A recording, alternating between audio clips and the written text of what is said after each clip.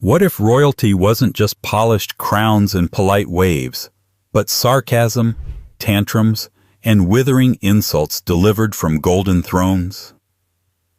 Behind the palace doors, some of Britain's most celebrated royals were also its most unbearable. Entitled, explosive, emotionally allergic to humility, these 33 kings, queens, and heirs turned arrogance into tradition. This isn't history polished for textbooks. It's 1,000 years of royal side-eye, frostbitten courtiers, and power wrapped in pure attitude. Welcome to the monarchy's least charming members, and the long trail of people who survived them. Before we dive in, if you love dark royal history with a sharp edge, go ahead and hit that subscribe button. We drop stories like this all the time. Long, strange, and just a little bit treasonous. And while you're here, where in the world are you tuning in from? Drop your location in the comments, and tell us what time it is. Midnight? Noon? 3 a.m.? Royal Spiral? We see you. Let's get into it. 1. King Henry VIII. Imagine working for a man who believes that God himself has personally endorsed every one of his mood swings. That's the baseline for Henry VIII, England's walking Ed, draped in velvet and vengeance. Born into privilege, trained in grandeur, and utterly convinced that the world existed for his pleasure, Henry didn't simply occupy a throne, he devoured it. And then he devoured anyone who made eye contact with it. To the average courtier, Henry wasn't just a king. He was weather.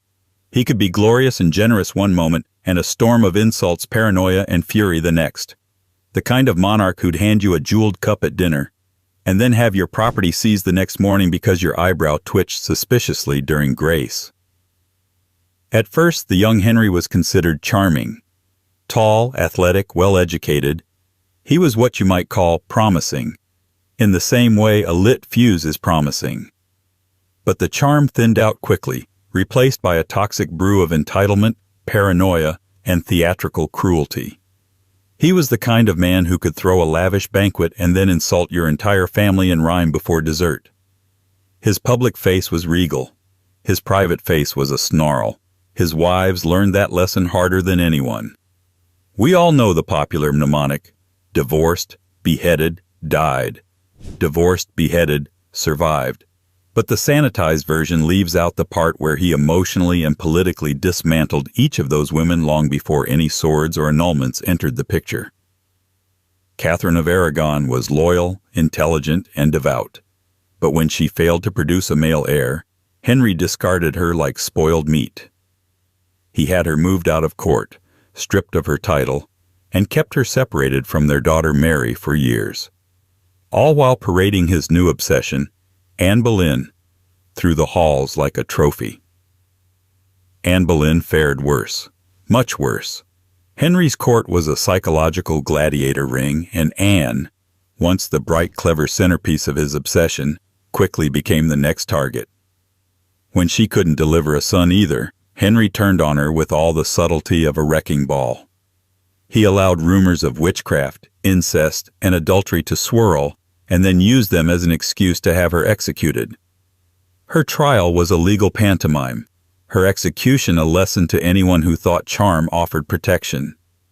Jane Seymour got the closest thing to affection, mainly because she gave Henry his longed-for male heir, Edward, but even she wasn't safe from his demands.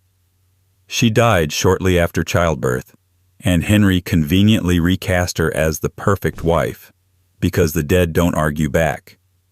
In private, even this praise was cold.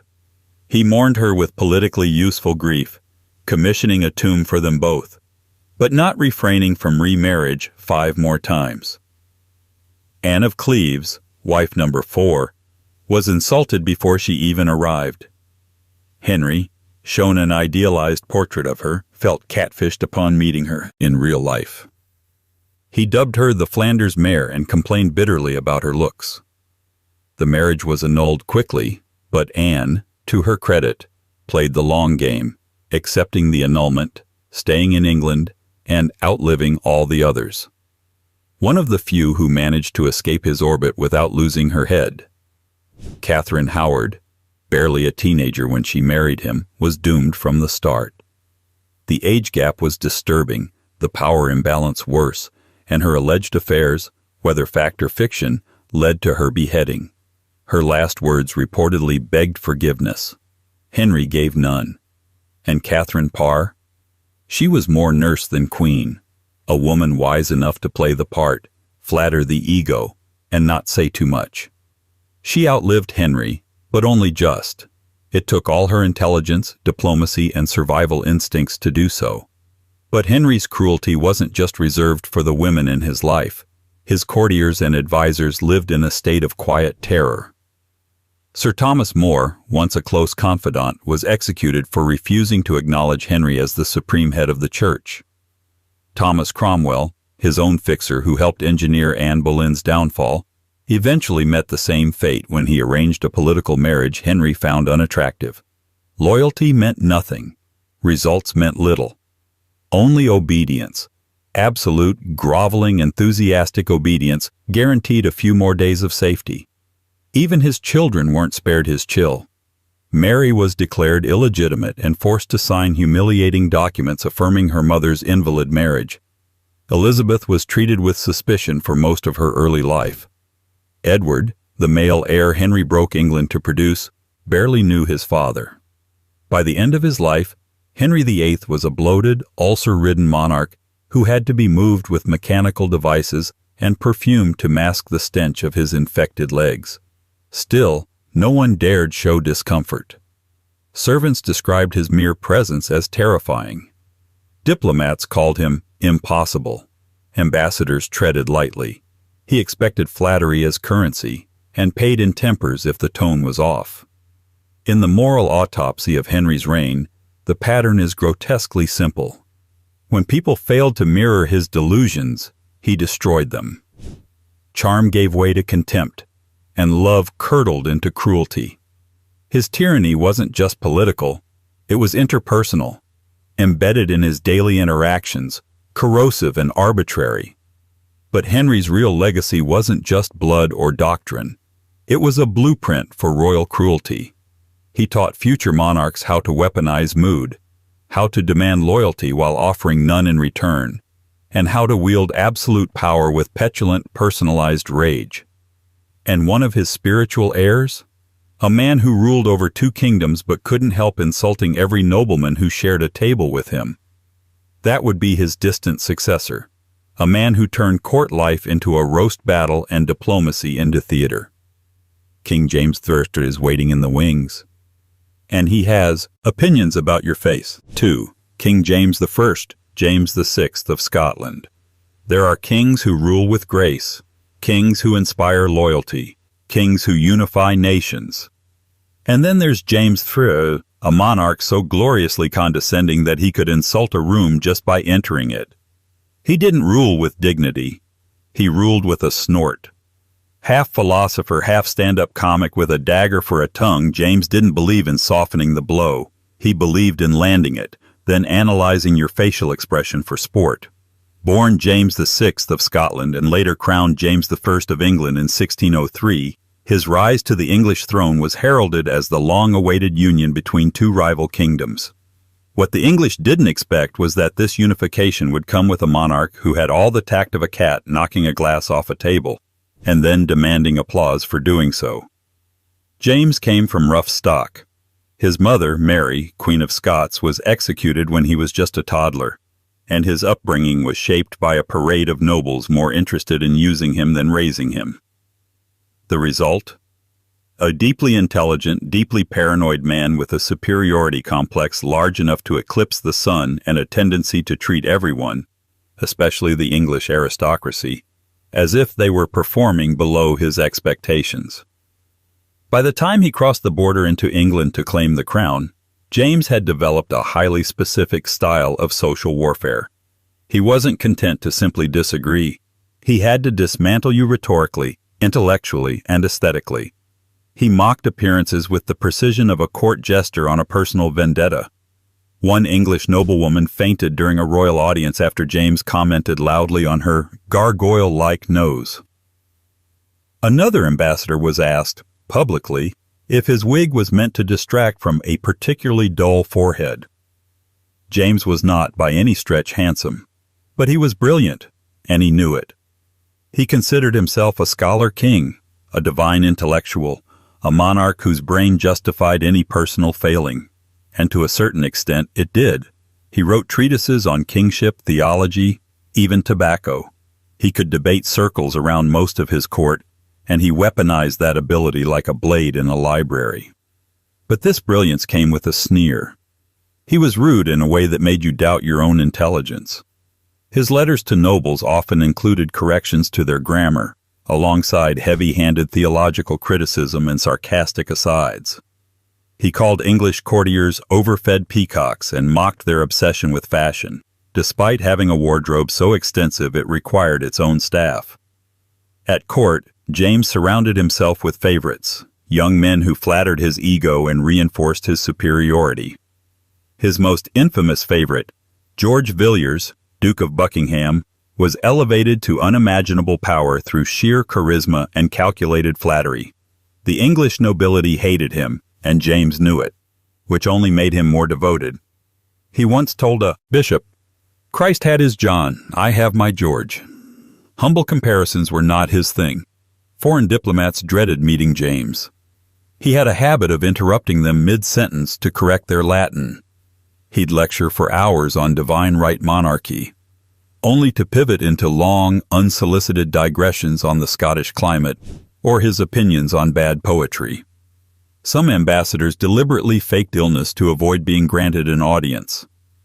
The Venetian ambassador once described James as a mind sharpened like a dagger and used just as carelessly. And yet, for all his intellect, James was a walking contradiction. He could speak passionately about the unity of kingdoms and then alienate both with a single poorly timed insult. He could deliver moving sermons about divine love and then publicly berate a courtier for speaking out of turn. He was both devout and profane, generous and cold, brilliant and petty. His relationships were often shaped by domination. He didn't tolerate disagreement, he analyzed it, dissected it, then dismissed it with sarcastic delight. When Parliament tried to assert itself, he snapped, "A subject may not dispute what a king may do." The problem was, everyone wanted to dispute it. But few dared say it out loud, especially after they'd been on the receiving end of a royal dressing down in front of 50 peers and 3 dogs. Even his court artists weren't safe.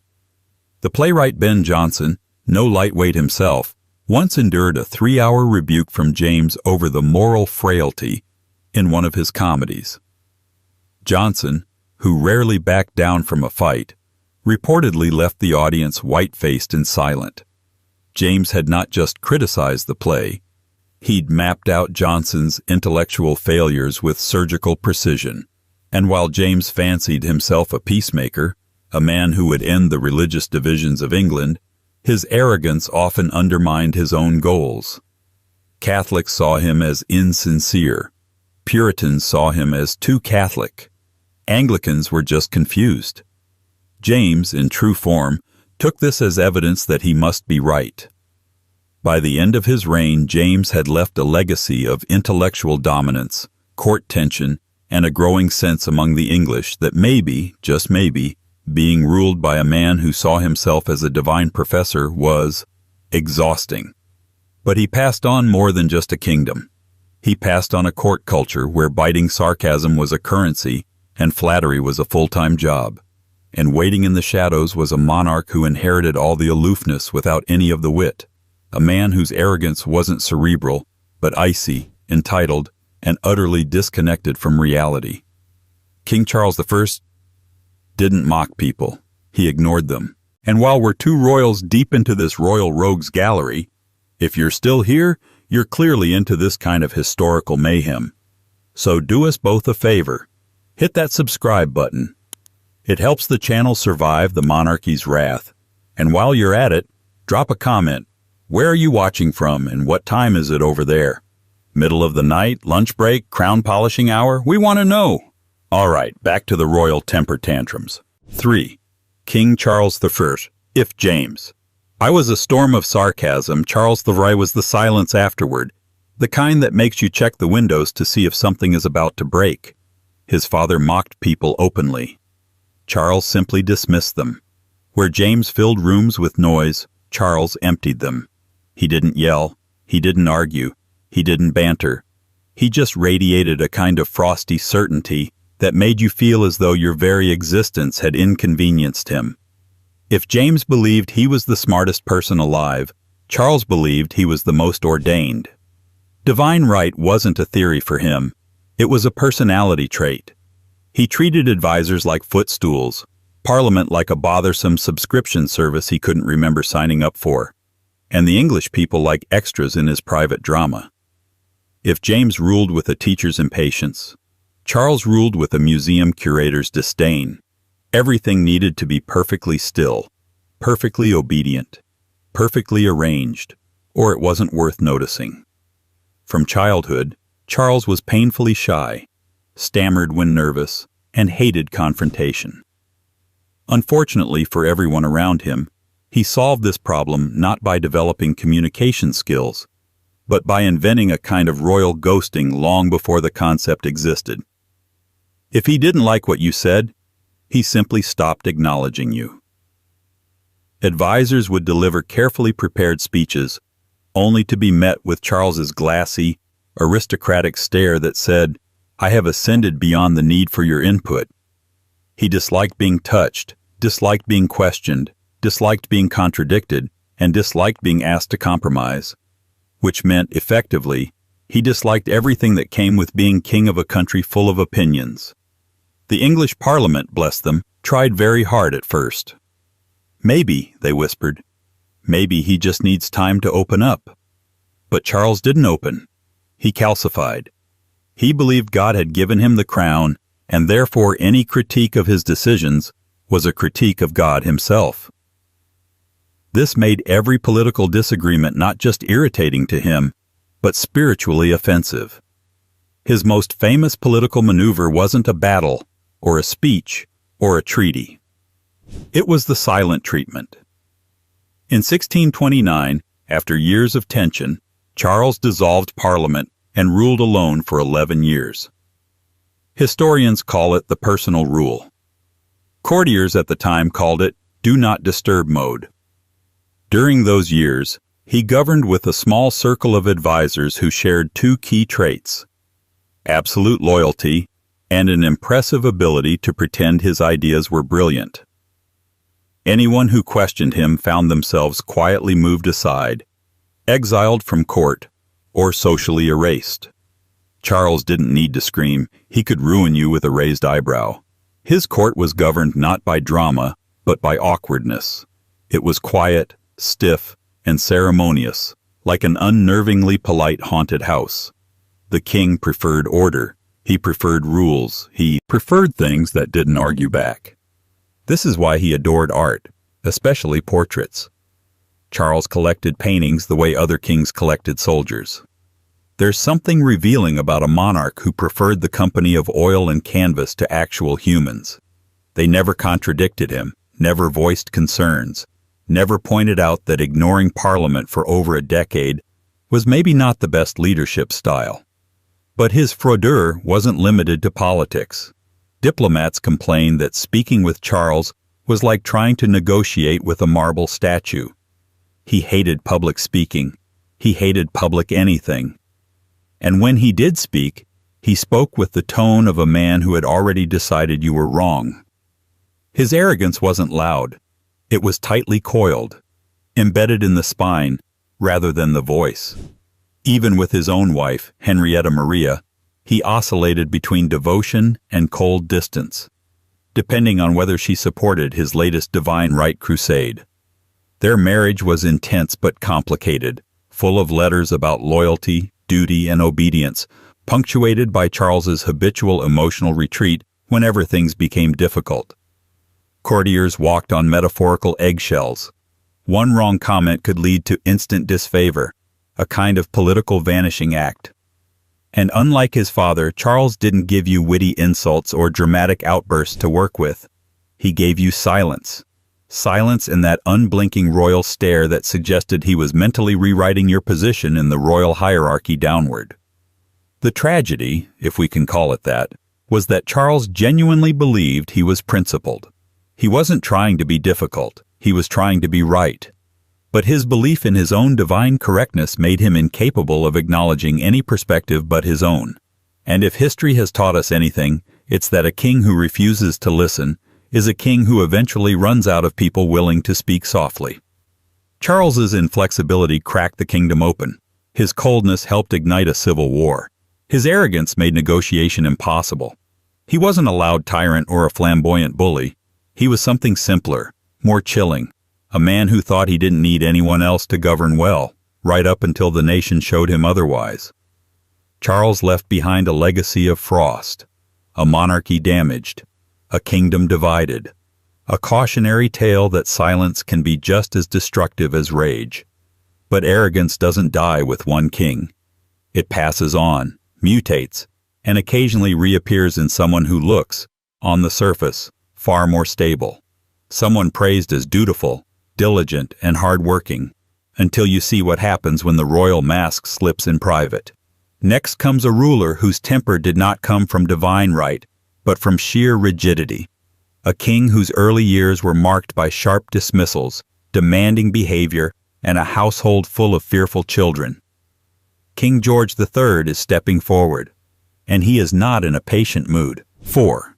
King George III, in his early, not later ill years. Before the madness, there was the control. When most people think of King George III, they picture the frail monarch unraveling before his court, speaking nonsense, raving into the night, and eventually fading into tragedy. But that came later, much later.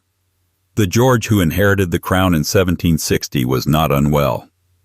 He was composed, focused, intensely formal, and, if you ask the people closest to him during those early decades, utterly exhausting. George III was not a theatrical tyrant.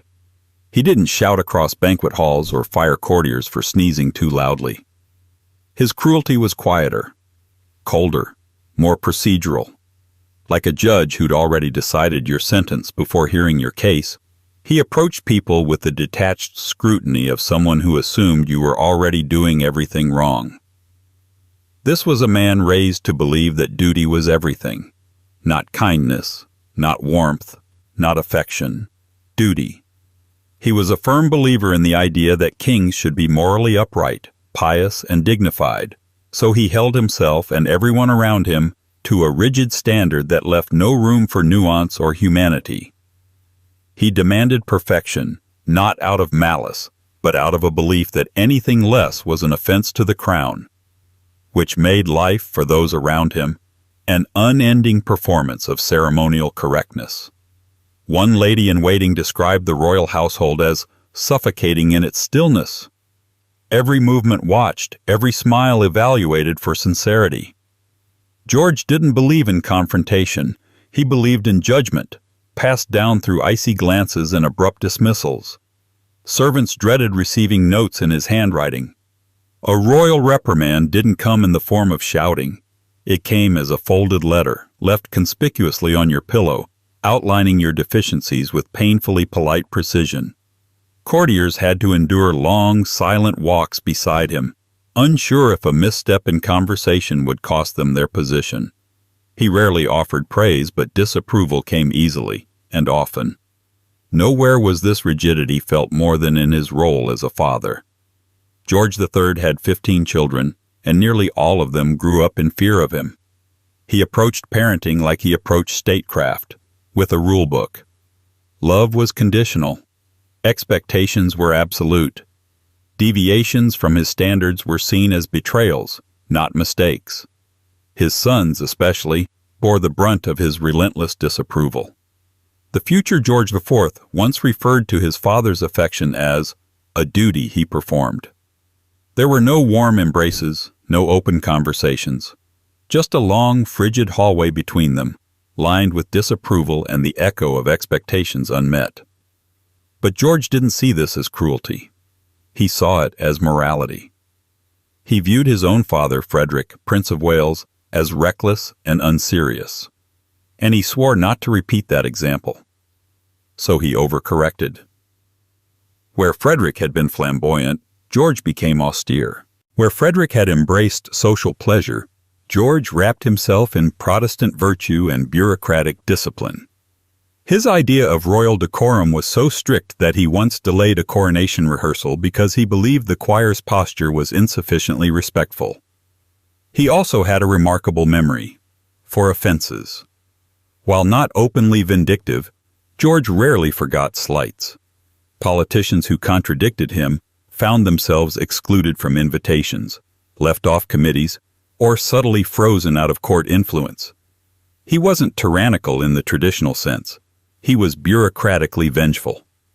A slow, steady erosion of favor delivered without ever raising his voice.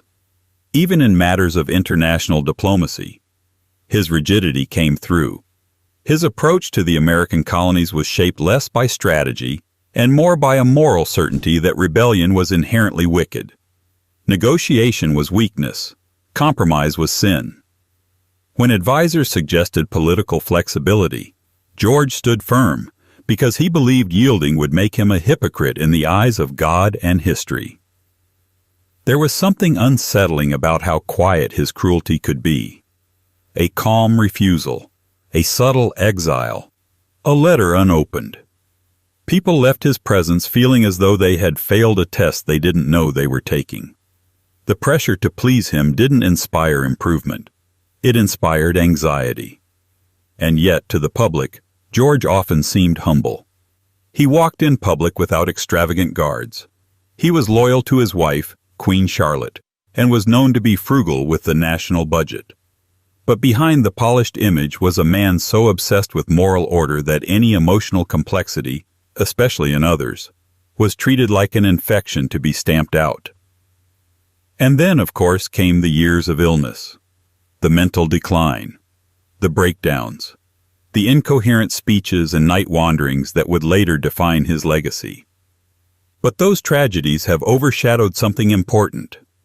Before he unraveled, he was already difficult, already rigid, already cold. The George who lost America wasn't crazy. He was just intolerant of chaos, intolerant of emotion, intolerant of people being people. And one of those people, his son no less, would grow up absorbing that chill, only to turn it into something louder, gaudier, and even more venomous. A man who took his father's cold disapproval and dressed it in brocade and bitterness. A prince who mocked his servants, insulted his wife, and transformed arrogance into an art form. King George IV is warming up, and he's already bored of your outfit. 5. King George IV, Prince Regent. If George III was the glacial architect of duty, his son George IV was the house fire that followed. Where the father was cold, rigid, and exacting, the son was flamboyant, excessive, and utterly allergic to humility. George IV didn't simply walk into a room, he invaded it, drenched in perfume, dripping in jewels, expecting the walls to applaud. The man had a talent for performance, but unfortunately most of his performances were insults, tantrums, or passive-aggressive monologues directed at people too far below him to respond. By the time he became Prince Regent in 1811, George was already infamous for his vanity. He was, in his own eyes, a connoisseur of everything: fashion, art, furniture, women, food, architecture, conversation, horses, and, most notably, himself. This wasn't just confidence. This was weaponized self-regard. His private notes were filled with sketches of hairstyles. His personal chambers resembled Versailles on a sugar high, and his mirror, if it could speak, would have filed for emotional abuse. To George, rudeness wasn't a flaw. It was a form of punctuation, a punchline. His servants, advisors, and even family members were treated as props in a grand royal production, where he was always center stage. And if they forgot their lines, If they failed to laugh at the right moment or compliment his waistcoat's embroidery, they were summarily humiliated. Unlike his father, who scolded in silence, George IV scolded with flair. One servant was reduced to tears after George mocked his stutter during a formal dinner, then retold the story later as a joke. A well-meaning bishop once tried to correct a minor protocol misstep and was treated to a full-volume lecture on ecclesiastical irrelevance. The Prince Regent didn't just correct people, he incinerated them. His staff knew better than to ask questions, or breathe too loudly, or place a breakfast item too far to the left of the silver egg cup. George would notice, he'd mention it. Then he'd write about it in his letters with a flourish of mockery, sometimes including a little drawing to really hammer the point home. And yet, for all his extravagance, George had a spectacular talent for self-pity. He believed the world never quite appreciated him. Despite spending public funds on massive palaces, endless feasts, and a wardrobe so elaborate it required several rooms, he often complained that he was misunderstood, overworked, and unloved. It was the royal equivalent of crying in a diamond bathtub. Nowhere was his arrogance more corrosive than in his treatment of women, especially his wife, Caroline of Brunswick. Their marriage was an international soap opera, staged with all the dignity of a pie fight. George loathed Caroline from the moment they met. The feeling was mutual. But instead of quietly distancing himself, he turned her into a personal punching bag, mocking her publicly, privately, and politically. He banned her from court. He spread vicious rumors about her appearance and behavior. He once said she had the intelligence of cabbage, and told visiting diplomats she smelled of the Rhine. And when she returned to England to assert her rights as queen, he launched a full-blown campaign to legally humiliate her, a farce of a trial that backfired spectacularly, making him look petty, vindictive, and utterly graceless.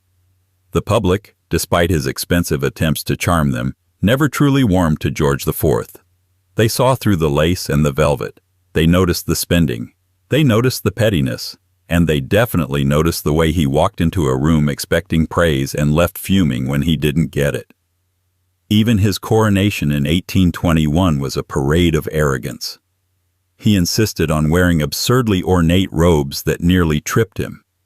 He banned his estranged wife from attending, literally posting guards at the doors to block her. And he commissioned a crown so extravagant it made foreign dignitaries wonder if the entire ceremony was a joke. But to George, none of this was excessive. It was earned. He had, after all, survived the burden of being king and waiting for decades. He'd endured the tyranny of his father's expectations. And he believed, without irony, that he was the very model of refinement and royal sophistication. Privately, his doctors worried about his health. His staff worried about his mood. His cabinet worried about his decision-making. But publicly, everyone kept smiling, because to frown in George's presence was to imply that perfection had a flaw. By the time he died, bloated, paranoid, and bitter, even his supporters struggled to praise him. He left behind lavish buildings, bottomless debts, and a nation that had grown tired of royal theater. But most of all, he left behind a legacy of ridicule disguised as royalty. And just behind him stood a figure who understood coldness all too well. A queen whose glare could freeze a ballroom, whose court moved with militaristic precision, and whose public mourning became an empire's aesthetic. Victoria is about to ascend, and the warmth in the palace is about to vanish completely. 6. Queen Victoria. If King George IV treated rudeness like a party trick, Queen Victoria refined it into protocol. Her cruelty wasn't flamboyant, and it certainly wasn't loud. It was meticulous, glacial, and above all, dignified. Her disapproval was not shouted from balconies. It arrived via handwritten notes sealed with wax and disappointment. To be scolded by Queen Victoria was to be politely destroyed. By the time she inherited the throne in 1837, Victoria was only 18, barely more than a girl. But from the beginning, she ruled with the kind of absolute moral confidence that can only come from someone who has never been told no by someone who mattered. Raised in isolation under a suffocatingly strict system known as the Kensington system, Victoria learned early how to maintain control and how to freeze people out emotionally without ever raising her voice. To the public, she projected an image of sorrowful dignity and iron discipline. But to her household, Victoria could be cold, demanding, and frequently unforgiving. Courtiers described her moods as stormless but grim, and staff often dreaded being summoned to her presence, not because they feared punishment, but because they feared disappointment. A single glance from Victoria could unravel an entire day's confidence. A curt note could end a career. She rarely praised. She often criticized. And she did both with the unwavering certainty of someone who genuinely believed her standards were morally ordained. To be in her service was to live in a sort of permanent emotional purgatory.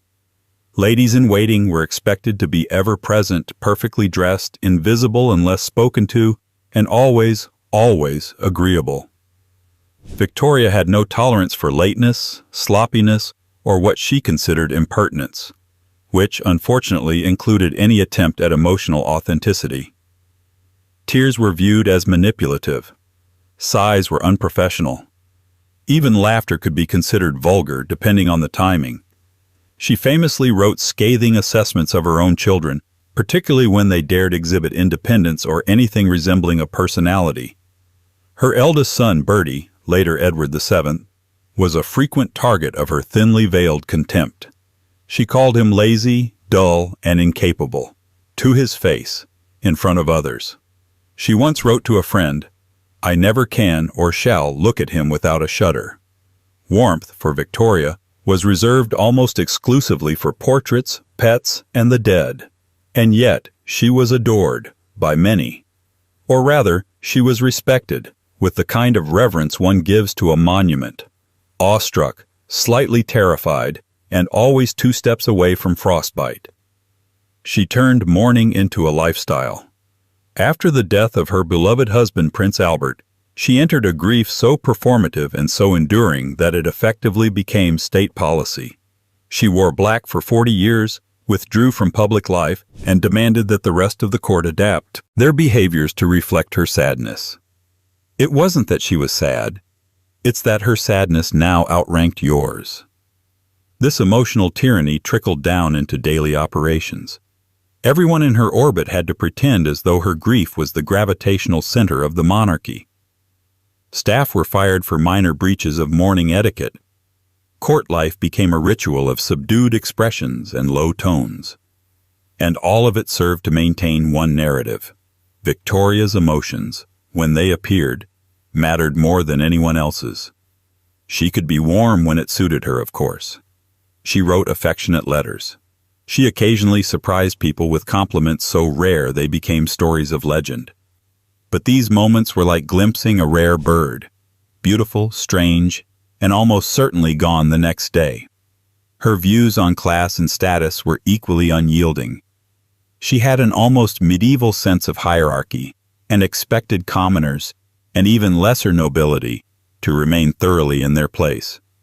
She once expressed disgust at having to be in close proximity to unrefined persons during a public event, and privately described some of her colonial subjects in terms so dismissive, even her own advisors tried to soften her public statements.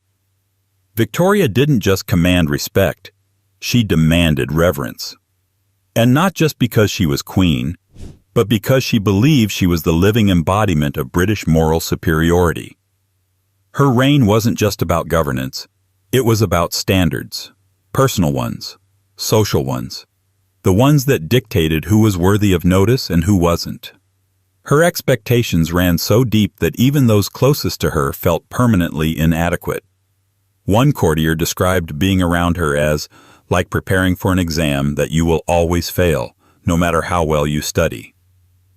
Staff turnover was high, not because people were dismissed in disgrace, but because they simply couldn't endure the psychological atmosphere. Victoria's reign shaped an entire culture of restraint, etiquette, and emotional detachment. She made it fashionable to be severe. and the ripples of her interpersonal frost extended far beyond Buckingham Palace. They reached into British diplomacy, class relations, and even colonial policy. Where other monarchs wounded with words, Victoria wounded with silence and expectation. But for all her chilling poise, there was one person in her life who could match her intensity. Someone just as proud, just as exacting, and even more fixated on control. He didn't sit beside her on the throne. He stood slightly behind her, correcting her advisors, organizing her day, and watching everything. Prince Albert is coming next, and he does not like how you've arranged the furniture. 7. Prince Albert, husband of Queen Victoria. If Queen Victoria was the icy monarch who ruled with silent judgment, Prince Albert was the heatless flame behind the throne, sharp, precise, and utterly uncompromising. He didn't need a crown to dominate the court. He had something better, a sense of superiority so deeply ingrained it passed for virtue.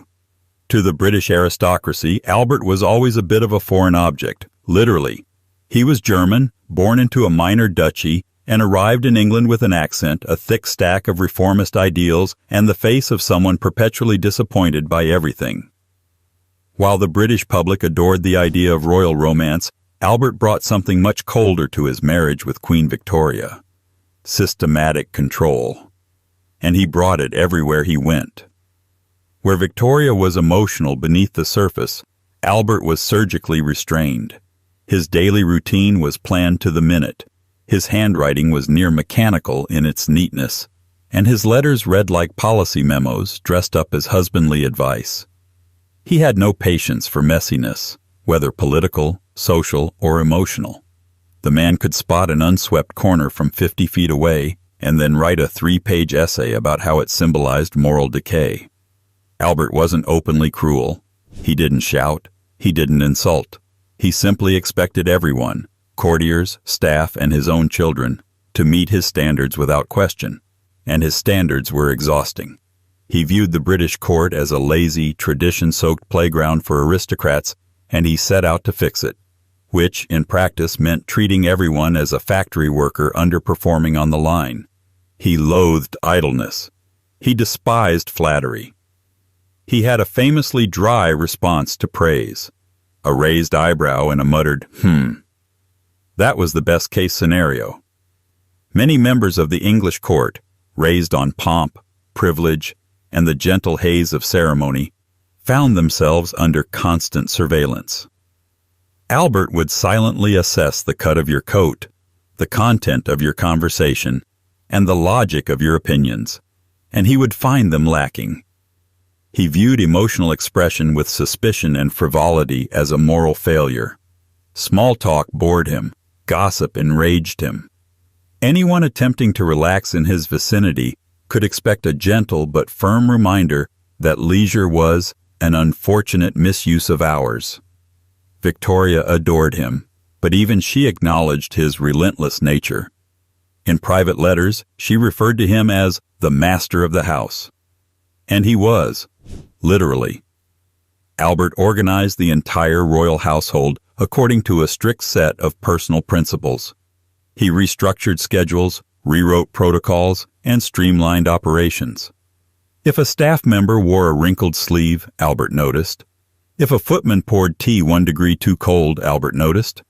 If an advisor dared to speak in circles instead of bullet points, Albert definitely noticed. And then he wrote a memorandum about it. His relationship with their children was equally precise. Albert believed in education, but not the playful, exploratory kind.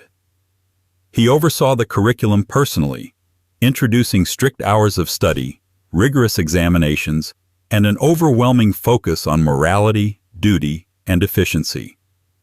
One tutor described the royal nursery as less a home than an administrative branch of the Foreign Office. His oldest son, the future Edward VII, bore the brunt of Albert's disappointment. Albert found Bertie frivolous, lazy, and intellectually unimpressive. He didn't yell at the boy. He corrected him, constantly, in letters, in person, in front of others. Bertie grew up under a fog of paternal dissatisfaction, so thick it followed him into adulthood. His later life of excess and rebellion wasn't just a personality, it was a counterpunch to years of being told he would never be good enough. Even when Albert wasn't being overtly demanding, his presence carried the weight of expectation.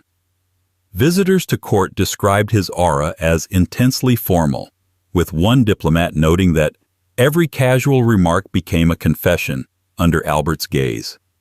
He had a way of turning silence into critique, and when he did speak, it was usually to correct, instruct, or propose a reform. And yet, for all his austerity, Albert had vision. He modernized the royal household, promoted science and the arts, and helped design the Great Exhibition of 1851, a monumental celebration of industry and innovation.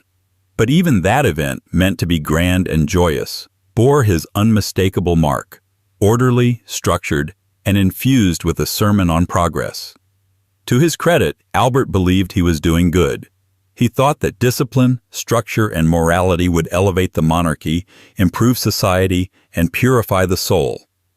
But to those who had to live under his scrutiny, he wasn't a savior. He was a supervisor who never clocked out. Albert died relatively young, and Victoria never truly recovered. She mourned him with the kind of obsessive grief that rewrote her identity. But what was rarely said aloud, at least not near Windsor, was that for many in the royal household, his death also meant a breath of quiet relief. The clipboard had been set down. The measuring tape rolled up. But Albert's legacy lived on, in children who felt permanently inadequate, in a wife who enshrined his memory as a kind of domestic sainthood, and in a royal family trained to see emotions as liabilities. And while the flame of Albert's discipline flickered out, it passed to a new generation, a son whose surface charm barely concealed a quick temper and a biting disdain for anything less than perfection. Edward VII is coming, and behind his smile a storm is already building. 8. King Edward VII, as Prince of Wales. If Prince Albert was the cold architect of discipline, his son Edward, known simply as Bertie to family, was the chaotic rebuttal. But don't be fooled by the velvet waistcoats and champagne dinners. Beneath the cigars and charm, Edward VII could be alarmingly rude, impatient, and quick to humiliate those around him. The fact that he could smile while doing it only made it worse. During his decades-long apprenticeship as Prince of Wales, Bertie was treated less like an heir and more like a perpetual disappointment. His father, Albert, considered him incurious, disobedient, and fundamentally lacking the moral spine needed for monarchy. This early barrage of critique didn't breed reform. It bred resentment and a lifelong taste for doing exactly the opposite of what was expected. So when Albert demanded seriousness, Bertie cultivated frivolity. When Victoria promoted piety, he leaned into pleasure. And when courtiers hoped he'd grow into his regal duties, Bertie opted instead for gossip, fashion, and petty power games. He made no effort to appear noble to those beneath him. In fact, he found it amusing not to. Staff who worked with him during his years as Prince of Wales often described the same pattern: charm in public, cruelty in private. He could be witty and gracious to a room full of aristocrats, and then turn around and berate a servant for walking a half-step too close behind him. He once publicly insulted a footman's accent at a dinner, then laughed about it for days afterward. Another time he ordered a valet dismissed for mishandling a collar stud. That particular man had worked for him for 6 years. Edward believed hierarchy wasn't just social, it was spiritual.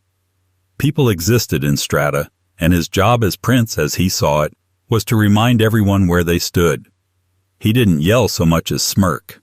His disdain wasn't explosive, it was dismissive, which, if you've ever been on the receiving end of a raised royal eyebrow, is arguably worse. He could also be cuttingly sarcastic. A courtier once offered a long, heartfelt opinion on a diplomatic matter, only for Edward to reply, "How interesting. You almost sounded like someone important for a moment." The line made the rounds of London salons by the end of the week. Edward demanded constant, almost theatrical attention to detail, but rarely offered gratitude in return. He wanted everything done perfectly, silently, and invisibly. Mistakes weren't corrected. They were punished with snide remarks and icy avoidance. A single oversight could exile a staff member from his presence for months. What made it all more maddening was that Edward could, at times, be deeply charismatic. He had a talent for light conversation, an instinct for flattery, and a memory for names that made people feel noticed. But the moment the spotlight faded, so did the niceties. He didn't suffer fools gladly, and in his view most people were fools. Even other royals weren't safe. He famously mocked his nephew, the future Kaiser Wilhelm II, for his pompous manners and military obsession, calling him that little man with the big boots. To his own siblings, he could be dismissive and mocking, especially if they attempted to discuss anything more serious than weekend plans or horse races. And yet, despite this trail of bruised egos, Edward was rarely confronted.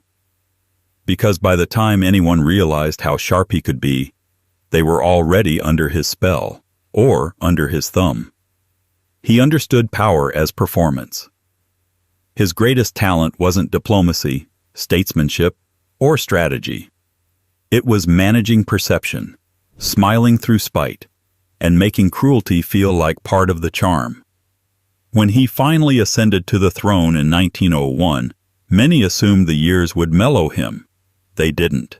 If anything, the crown just formalized what he already believed, that he was right to be condescending, and that being king meant never having to explain why. He carried himself with the entitlement of someone who had waited too long and learned too little. His reign was brief but polished, and history would paint it as a golden age of civility and grandeur. But those who served under him knew better. The grandeur was real, but so was the glint in his eye when someone got something wrong. Still, Edward was only one half of a carefully constructed royal image. His wife, Alexandra of Denmark, often played the part of the gentle counterpart, the sweet, silent queen consort who smiled while he scowled. But the truth behind those smiles is colder than it looks. Alexandra may have charmed the public, but those behind palace walls knew. Sweetness, in her case, was a very selective performance, and she was keeping score. 9.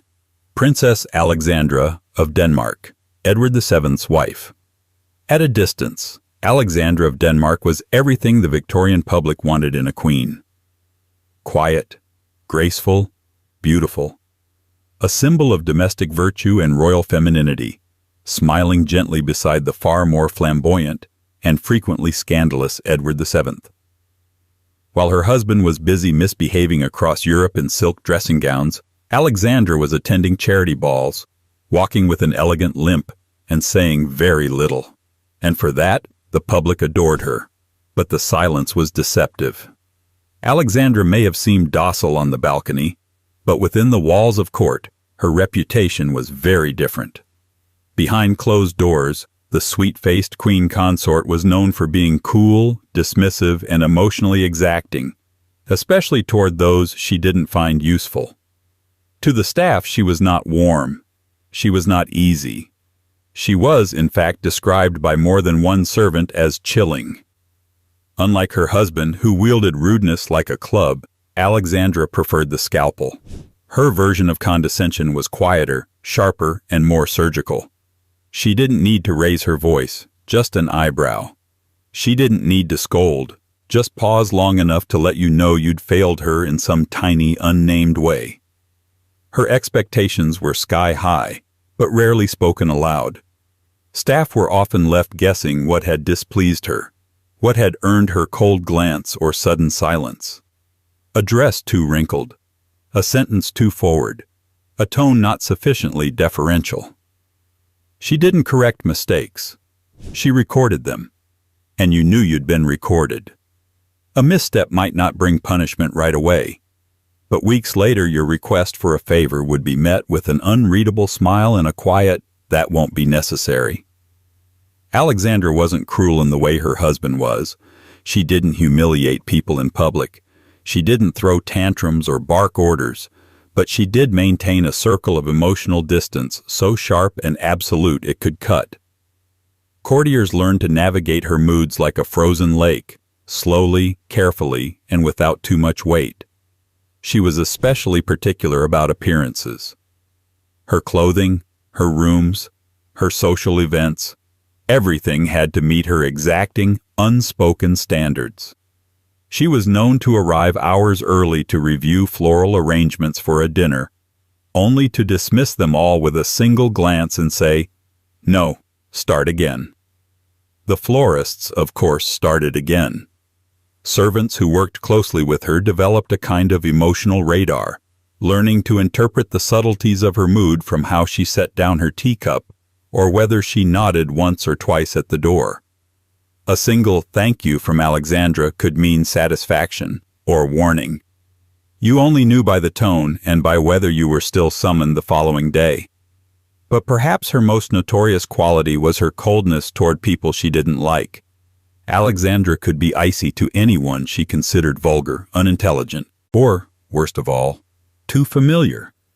She despised informality. She had no tolerance for emotional neediness. Even members of her extended family commented on how difficult it was to connect with her beyond polite routine. Once you were out of favor, you were entirely out. There were no second chances, no emotional reconciliations, just an absence where affection used to be. Despite all this, Alexandra was never openly disliked. Her beauty shielded her. Her public restraint made her untouchable. She was seen as elegant, long-suffering, and loyal, especially given her husband's scandalous behavior. But some at court noticed that her loyalty often came with caveats. She played her part perfectly, but she did not forget. She did not forgive easily, and she certainly did not lower herself to meet people halfway. Even her children described her as emotionally distant. She loved them in her way, but that way often included long silences, a distaste for emotional displays, and a preference for formal letter writing over real conversation. Warmth, in Alexandra's world, was reserved for public effect. So, while the nation saw a queen of grace and gentleness, the palace knew someone very different, a woman of calculation, quiet control, and selective cruelty. She didn't explode, she didn't shout. She simply decided who mattered and acted accordingly. But Alexandra's emotional distance was only a whisper compared to what came next. Because her son, the future George V, inherited all of her discipline and none of her softness. His reputation? Blunt, cold, scathing. Even his own children feared him, and one of them would go on to make the entire world stare in disbelief. But first, we meet the man who made fear his signature. George V didn't need to be theatrical, he just had to look at you. 10. King George V. If King Edward VII was the affable bully and Alexandra the frost beneath the tiara, their son King George V came into the world already steeped in pressure. And he carried that pressure like a saber tucked under his uniform, tightly, silently, and with just enough sharpness to keep everyone around him uncomfortably alert. There are monarchs who try to inspire love. George V didn't bother. He preferred respect, or, failing that, fear.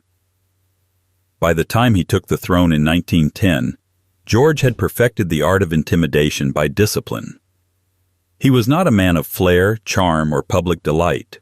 He was a Navy man through and through, trained to expect rules to be followed, mistakes to be punished, and emotions to be kept thoroughly out of sight.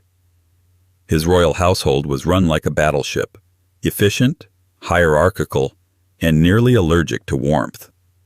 George V believed that order was the highest virtue. Naturally, that meant any kind of spontaneity, or worse, informality, was viewed as a potential breakdown of civilization. His demeanor could be described generously as strict, less generously, stifling, abrupt, and utterly exhausting. Staff knew never to be caught off guard in his presence. A single poorly timed blink could summon a glare sharp enough to cut glass. He wasn't known for long lectures or outbursts. He preferred brief, direct, icy statements. "That will do," was his idea of a scolding. "Take that man away," was the more serious version. He had little patience for incompetence and none at all for disobedience. People didn't question him. Not because he shouted, but because he didn't need to. His sons, in particular, grew up under this atmosphere of clipped words and rigid expectations. George V had 5 sons. He praised none of them. Publicly, he treated them like military recruits. Privately, he worried about their softness, especially the eldest Edward, the future Edward VIII. George reportedly said, "After I am dead, the boy will ruin himself in 12 months. He was wrong. It only took 11. At family dinners, conversation was minimal unless George initiated it. He was known to silence the room simply by looking at someone too long. His children learned to speak only when spoken to, and even then, to keep their replies short, relevant, and completely free of jokes. The royal court under George V was often compared to a well-oiled machine, with no room for personality. He demanded punctuality to the minute, uniforms pressed to regulation standard, and a level of formality that made even senior staff break into nervous sweats. Servants were expected to stand to attention as if waiting for inspection, and George noticed everything. A scuffed shoe, a missed button, a stammer, nothing escaped his gaze. But George's rudeness wasn't the theatrical kind. He didn't enjoy humiliating people. He simply didn't care to cushion anything. You were either efficient or in the way, useful or expendable. Even his compliments came wrapped in command. "That's better," he once told a staff member who corrected an error. Not "thank you," not "well done," just a confirmation that the bare minimum had been achieved. He was famously unimpressed by flattery. If anything, it annoyed him. He once told a nervous minister, "Stop agreeing with me, I dislike it." Then he dismissed the man for being, in George's words, altogether too agreeable. Foreign dignitaries often found him perplexing. He didn't enjoy small talk. He disliked elaborate greetings. He rarely smiled unless it involved horses, stamps, or military reviews.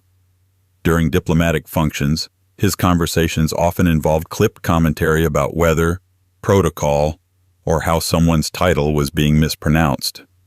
And God help you if you addressed him incorrectly. George V had a flawless memory for etiquette, and even minor slights were etched permanently into his mental ledger. His queen, Mary of Teck, shared his taste for control, but even she was sometimes caught off guard by his bluntness. The pair worked in tandem to create a monarchy that was dignified, distant, and, above all, disciplined. Warmth, they believed, was for private letters, not public life. To the nation, George V was a stable figure during turbulent times.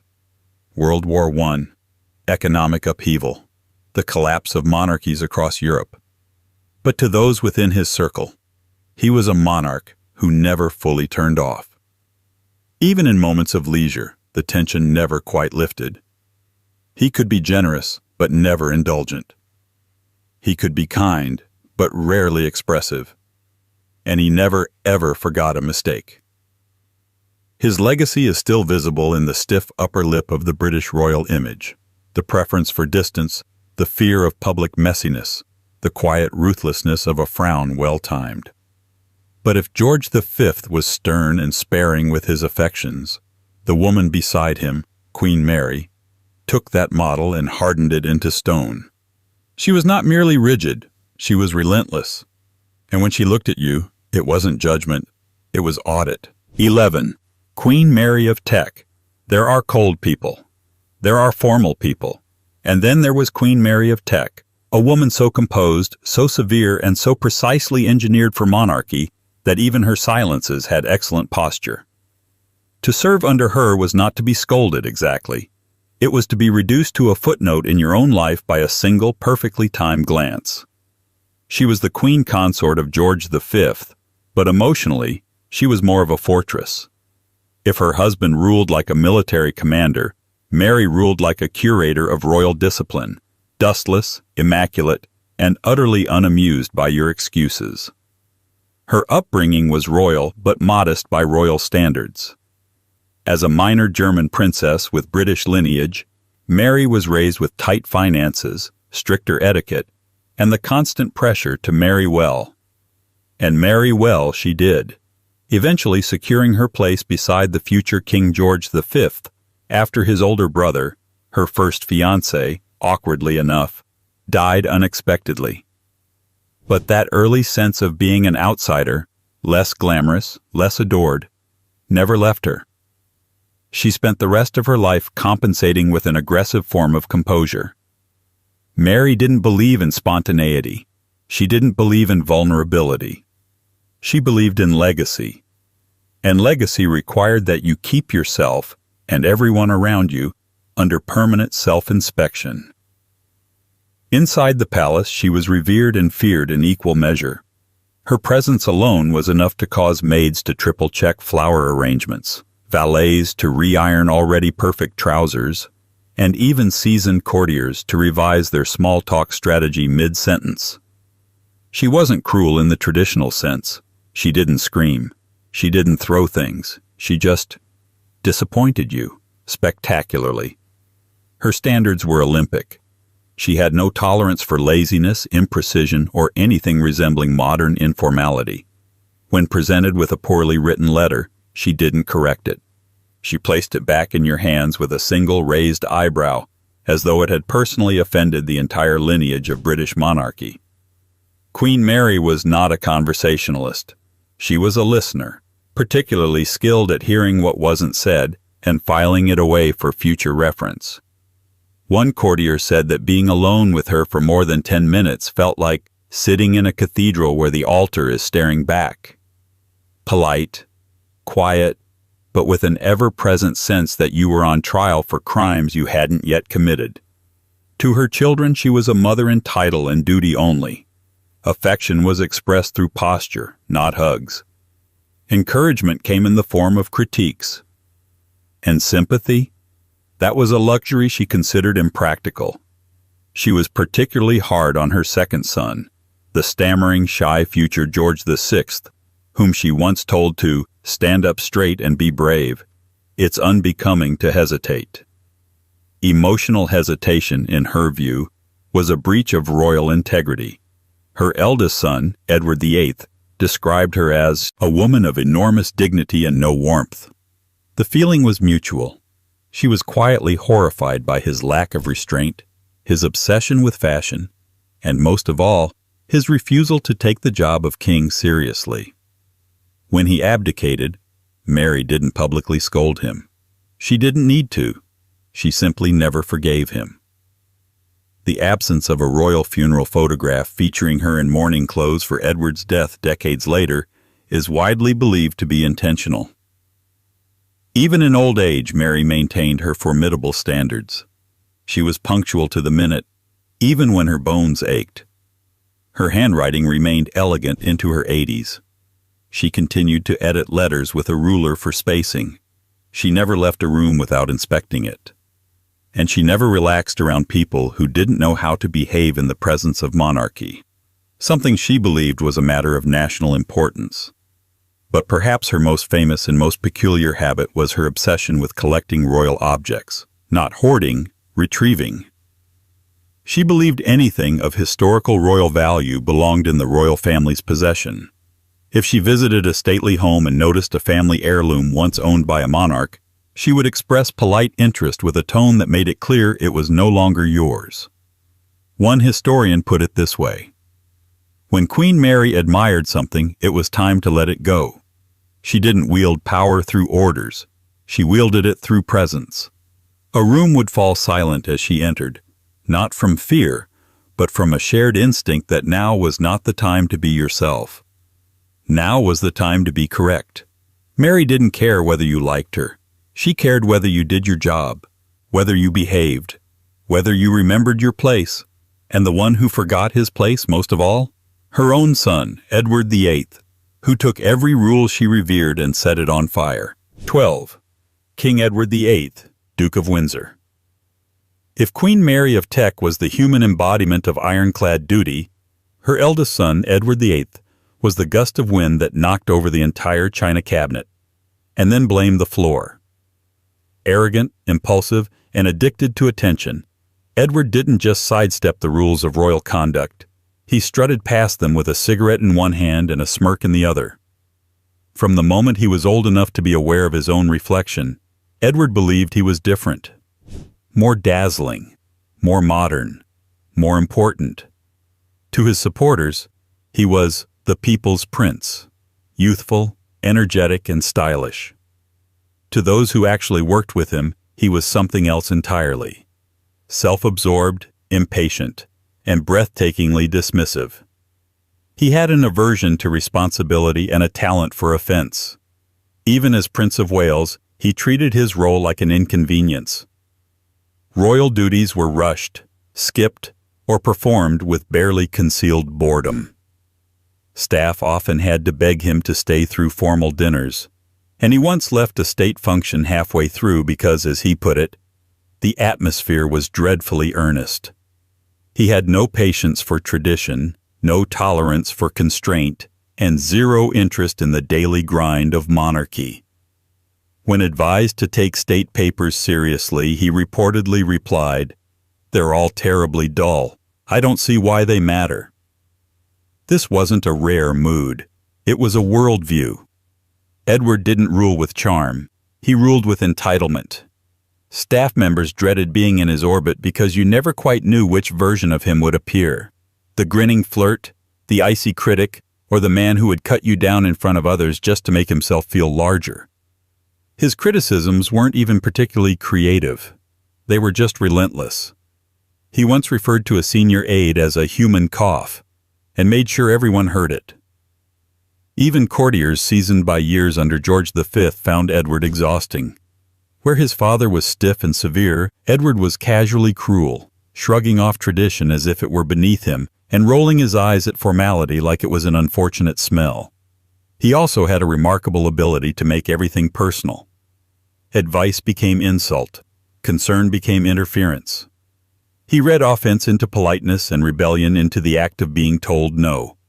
And rather than confront conflict directly, he'd make cutting remarks under his breath, or simply sulk until others caved. His arrogance found its perfect mirror in his romantic life, particularly in his infamous relationship with Wallis Simpson. It wasn't just a matter of affection, it was defiance. When royal advisors begged him to understand the consequences of marrying a twice-divorced American socialite, Edward didn't negotiate. He didn't listen, he sneered.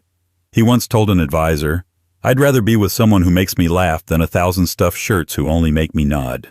But his abdication, in 1936, less a noble sacrifice than a final middle finger to everything his parents believed in, didn't humble him. It inflated him. As the newly minted Duke of Windsor, he expected continued reverence and was visibly irritated when people didn't fall in line. In exile, he remained a royal in name but acted like a celebrity denied the red carpet. He complained endlessly about being sidelined, yet did little to demonstrate he understood the gravity of the position he had discarded. He expected staff in France and Portugal to maintain British standards of deference, often scolding them for minor breaches of etiquette he had spent years mocking back home. And though he was no longer king, he never stopped playing the role of injured aristocrat. The bitterness ran deep. He took jabs at the royal family in private letters.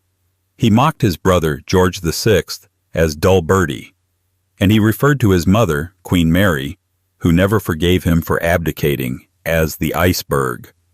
But perhaps the most telling detail of Edward's life came from those who worked around him. A longtime valet once remarked, "He was never truly cruel, but he was never kind either. He just expected everyone to orbit him." And for all the drama he caused, Edward always found himself in someone's shadow. He wasn't as clever as he thought, not as admired as he hoped, and, once the headlines faded, not nearly as important as he believed. Still, there was one person in his life who matched his sharp-tongued insult for insult, and who lived not as his accessory, but as his equal in attitude and excess. Wallis Simpson wasn't raised royal, but she learned quickly how to treat people like they were furniture, and she preferred antique pieces, quiet, polished, and entirely beneath her. 13. Wallis Simpson, Duchess of Windsor. Wallis Simpson did not marry a king. She made one disappear. To the world, she was the twice-divorced American socialite whose romance with Edward VIII triggered a constitutional crisis and toppled a monarch. To those who worked near her, she was far less romantic, imperious, cutting, and prone to sudden, targeted frost. If Edward had a talent for casual arrogance, Wallis turned it into a polished skill set, an art form of condescension, sharpened by pearls and perfected through sheer practice. Wallis wasn't born into royalty, but she adapted with alarming speed. Once embedded in the upper crust of European aristocracy, she absorbed the mannerisms of court life, then bent them to her own ends. She understood hierarchy instinctively. She just happened to believe she belonged at the top of it, regardless of titles. And once Edward abdicated and handed her the Duchy of Windsor, like an ill-advised wedding gift, she didn't hesitate to rule. Her staff called her Madam. Not Your Grace, not Duchess, but Madame. It suited her. It sounded like both a title and a challenge. She was not easily pleased. In fact, she made it clear that pleasing her was something people should expect to fail at. Orders were barked from behind closed doors. Preferences changed without notice. A dinner setting arranged to near perfection might still earn a withering, "This looks like a boarding school." A mispronounced name or slow step from a maid could result in a cascade of silent scorn, followed by days of chilly detachment. And then there were the notes. Wallis had a habit of leaving little handwritten instructions for her staff, often phrased as observations. Perhaps next time the roses could be less funereal. The tea was warm, not hot, a pity. No need to wear perfume with that apron. Each note a slice of criticism wrapped in decorum, never openly cruel but designed to leave a paper cut. She was obsessively image-conscious. Her personal wardrobe was a matter of global interest, but the behind-the-scenes pressure to maintain it was intense. Dressmakers, maids, and personal assistants were routinely sent into panic over last-minute wardrobe edits, abrupt demands for entirely new outfits, or cryptic requests like, "something that whispers but doesn't beg." No one ever really knew what that meant. They just knew not to get it wrong. Visitors found her dazzling, until they were alone in a room with her. Wallis had a talent for complimenting someone in a way that made them question their own intelligence. "You have such a clever way of carrying yourself, so unbothered by convention." It sounded like praise. It felt like an insult. She was especially harsh with women she considered beneath her, whether socially, intellectually, or sartorially. Female guests were sized up like racehorses, and often left her presence feeling either flattered or filleted. Wallis knew how to charm, but she also knew how to dismiss. And she enjoyed the difference. Behind closed doors, she and Edward existed in a strange mirrored orbit. He sought admiration. She sought control. He liked being adored. She liked being obeyed. The staff often whispered that she was the real head of the household, not because she made decisions, but because everyone was trying not to disappoint her. Unlike many royals, Wallis never pretended to be warm. She never made speeches about duty or sacrifice. Her version of royalty was theatrical, curated, and frankly brutal. Loyalty for her wasn't earned. It was expected. And if she didn't get it, you simply weren't invited back, or acknowledged, or remembered. When World War II disrupted their comfortable life in France, Wallis did not become more humble. She became more controlling. Living in the Bahamas while Edward served as governor, she treated the island like a poorly managed hotel and the locals like unfortunate staff.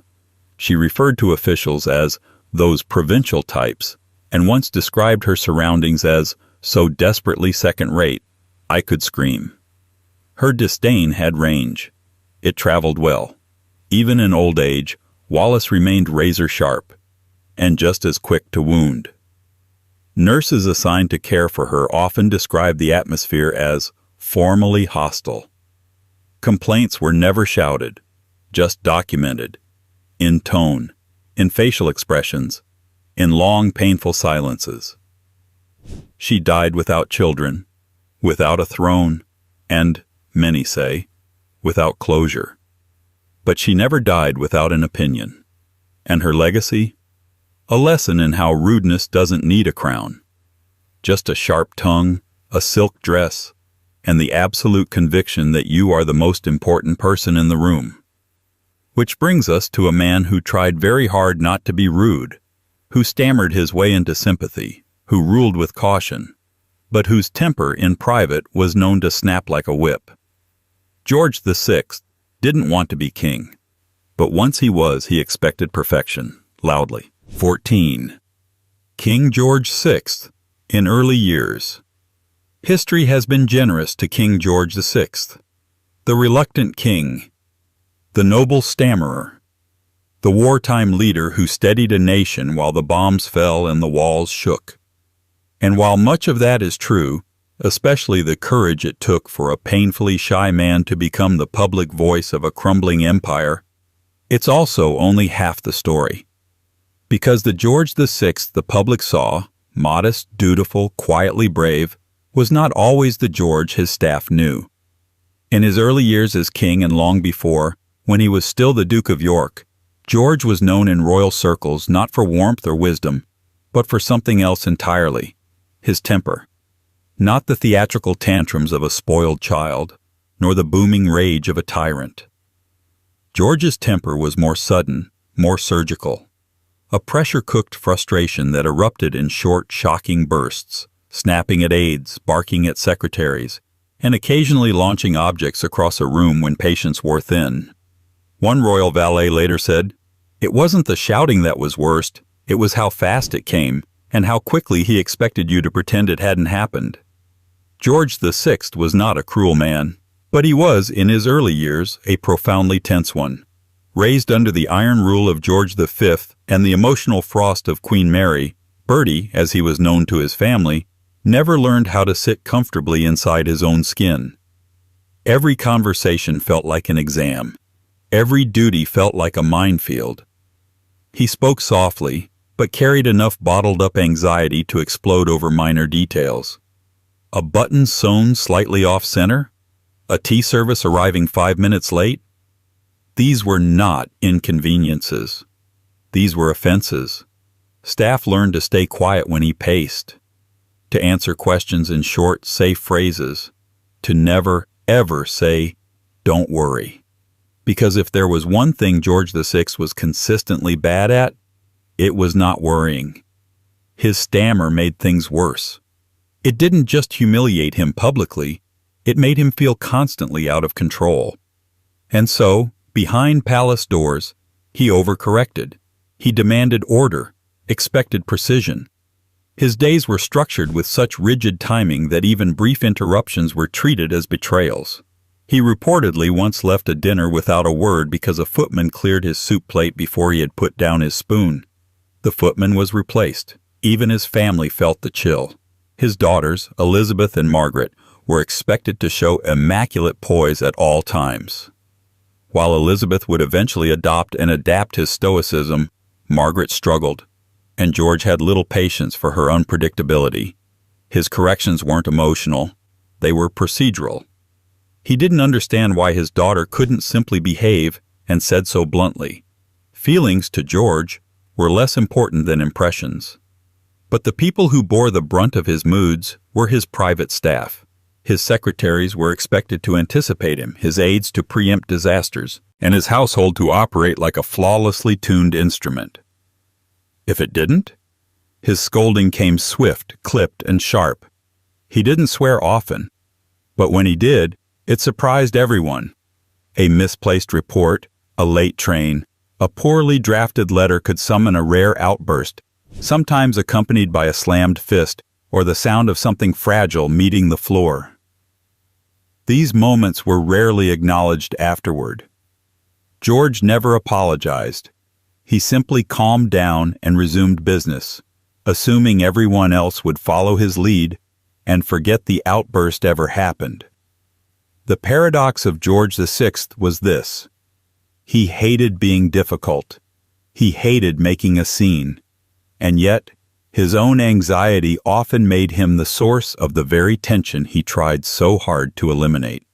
His need for control clashed constantly with his discomfort in the spotlight, creating an atmosphere around him that was equal parts reverent and wary. He did improve over time. The demands of the war forced him to grow, to soften slightly, to let the weight of duty settle into something steadier. By the time he became a symbol of British endurance during World War II, much of the early rawness had mellowed into solemn strength. But those early years, before the uniforms, before the speeches, before the myth, were defined by sharp edges. He wasn't cruel by nature, but he was brittle, overburdened, and quicker to break than anyone dared admit. And standing just behind him through it all was his wife, smiling in pearls, laughing at garden parties, and charming the press with a grace that never slipped. But behind the charm, there was steel. And in private, her tongue was far sharper than her husband's stammer ever was. The Queen Mother is next, and she's not nearly as sweet as the teacup says. 15. Queen Elizabeth. The Queen Mother. History loves a grandmother, and few public figures mastered the role better than Queen Elizabeth, the Queen Mother. Dressed in pastels, smiling under oversized hats, and armed with a voice like sugared velvet, she spent decades cultivating the image of a benign, cake-serving matriarch, Britain's eternal hostess in pearls. But peel back the soft focus lens, and a very different figure begins to emerge. Sharp, calculating, and not above cutting people down with a smile so sweet it almost felt like a thank you. She wasn't born royal, which mattered more than you might think. As Lady Elizabeth Bowes-Lyon, she entered the royal family through what was, essentially, a last-minute substitution. Prince Albert, the future George VI, had originally proposed to other women before Elizabeth agreed to marry him. And once she did, she never forgot what it meant to secure her place in the world's most scrutinized dynasty. From then on, she treated monarchy not as a role, but as a fortress to be maintained. Fiercely. Unlike the icily formal Queen Mary or the stormily anxious George VI, the Queen Mother used charm as her primary weapon. But charm in her hands was not gentleness, it was precision. It disarmed rivals, softened critics, and gave her the freedom to say brutally honest things with plausible deniability. According to one courtier, she could say something that would ruin your entire week and then laugh as though she'd offered you a biscuit. The staff around her learned this quickly. She was known for being warm in public, but privately she had little patience for failure. Servants who spilled tea, arranged flowers incorrectly, or got the names of her many dogs mixed up often found themselves subject to elegantly worded rebukes. Never crude, never loud, but unmistakably humiliating. Perhaps someone else would be more suited to that task, she once said to a footman, within earshot of an entire dining staff. She was also notoriously gossipy. The Queen Mother collected court rumors like brooches and distributed them with the same enthusiasm. But her gossip was never idle, it was tactical. She had a talent for making off-handed remarks that conveniently undermined people she disliked. "She's clever in the way second daughters often are," she once said about a younger royal relative. "Always trying a bit too hard, poor thing." Her judgment was swift and often permanent. She held grudges with the grace of a debutante and the memory of a historian. If someone crossed her, there was no dramatic confrontation, just distance. Social invitations would quietly vanish. Praise would stop arriving, and those in her good graces would begin repeating, subtly, that so-and-so had always been a little difficult, haven't they? She expected loyalty, absolute, instinctive, and unthinking. And she had a particular dislike for anyone who challenged the monarchy's image, especially from within. This is where her chilly treatment of Wallis Simpson came into play. While the press adored the Queen Mother's supposed dignified silence on the Edward VIII abdication, in private she was anything but silent. She referred to Wallis as that woman for decades and encouraged others to do the same. When the Duke and Duchess of Windsor attempted any form of reconciliation with the family, the Queen Mother's resistance was legendary. "They made their choice," she would say, often while selecting flower arrangements for a party they were pointedly not invited to. Her influence on her daughters was equally complex. With Elizabeth, she reinforced the importance of composure above all. With Margaret, she was alternately indulgent and critical, often laughing off Margaret's excesses in public, but scolding them in private. "People expect a certain kind of behavior," she would say, but the kind of behavior she meant was never fully explained. You were just supposed to know. One of her favorite techniques was the compliment with a hook. "You're wearing something brave," she once told a courtier. "I'd never have the nerve." The recipient spent the entire evening wondering whether she'd just been insulted. That was the Queen Mother's specialty, unsettling civility. She was beloved, yes, but she was never to be underestimated. She navigated scandals with elegance, reinforced her public image with remarkable discipline, and outlived nearly everyone who ever questioned her.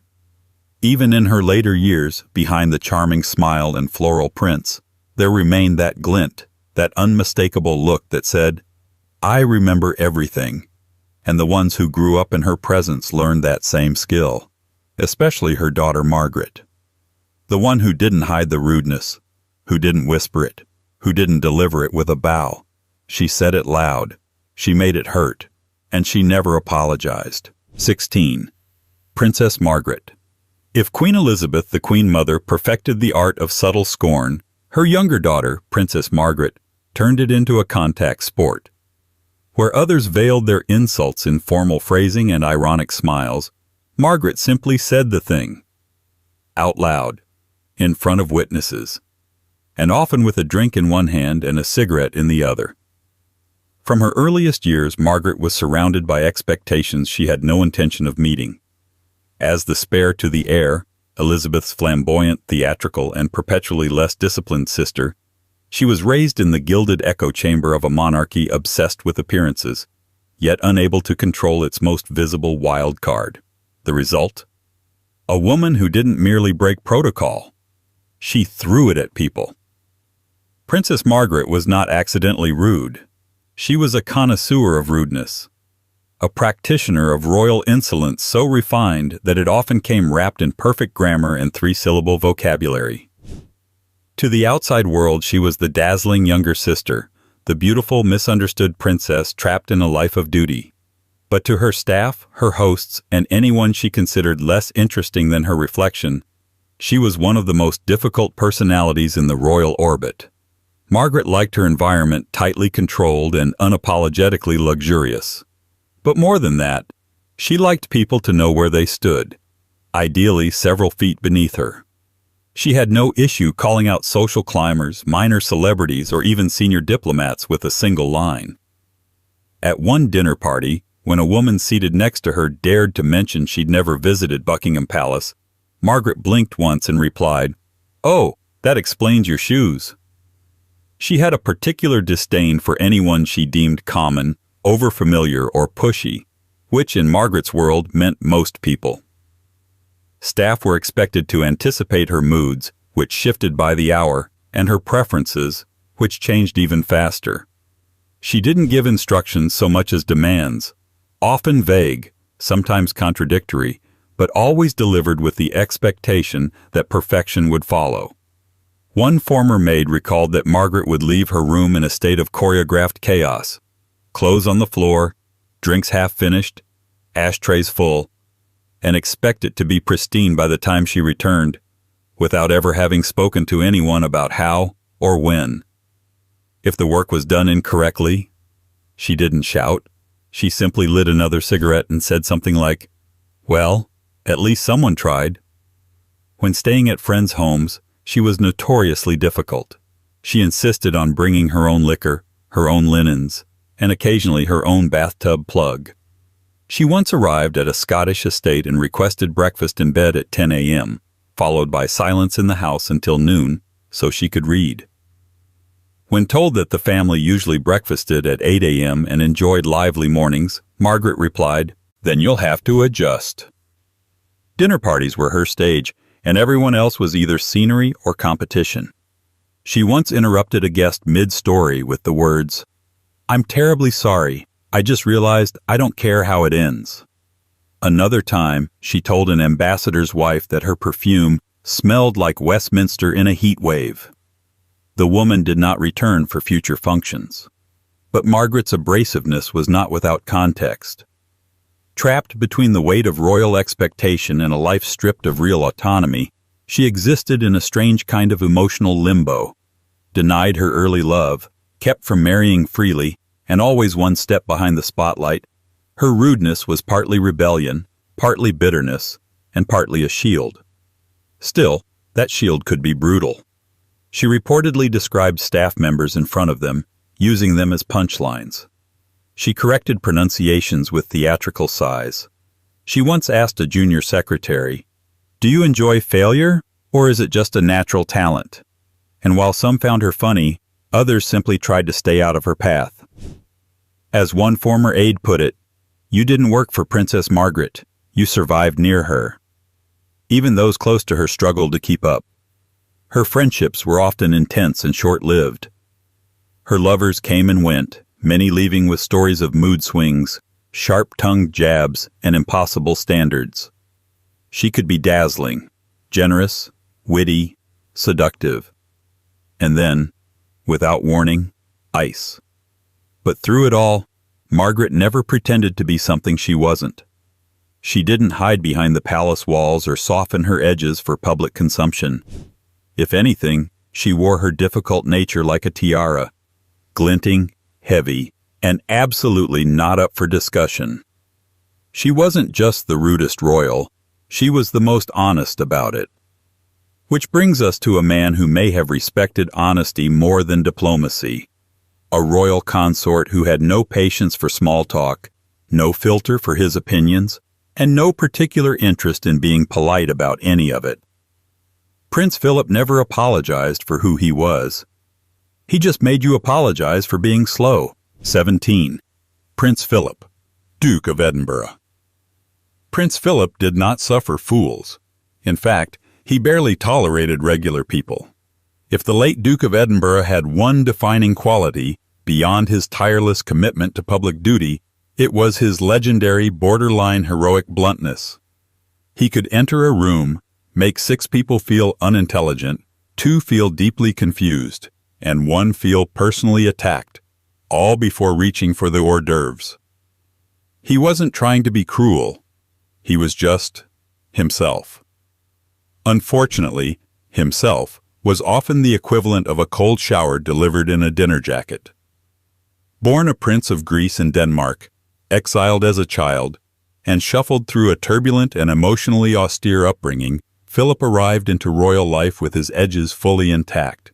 He had no time for fluff, no patience for sycophants, and zero tolerance for what he considered waffle, a word he used, often and with venom, to describe nearly everything from overly long speeches to most of modern life.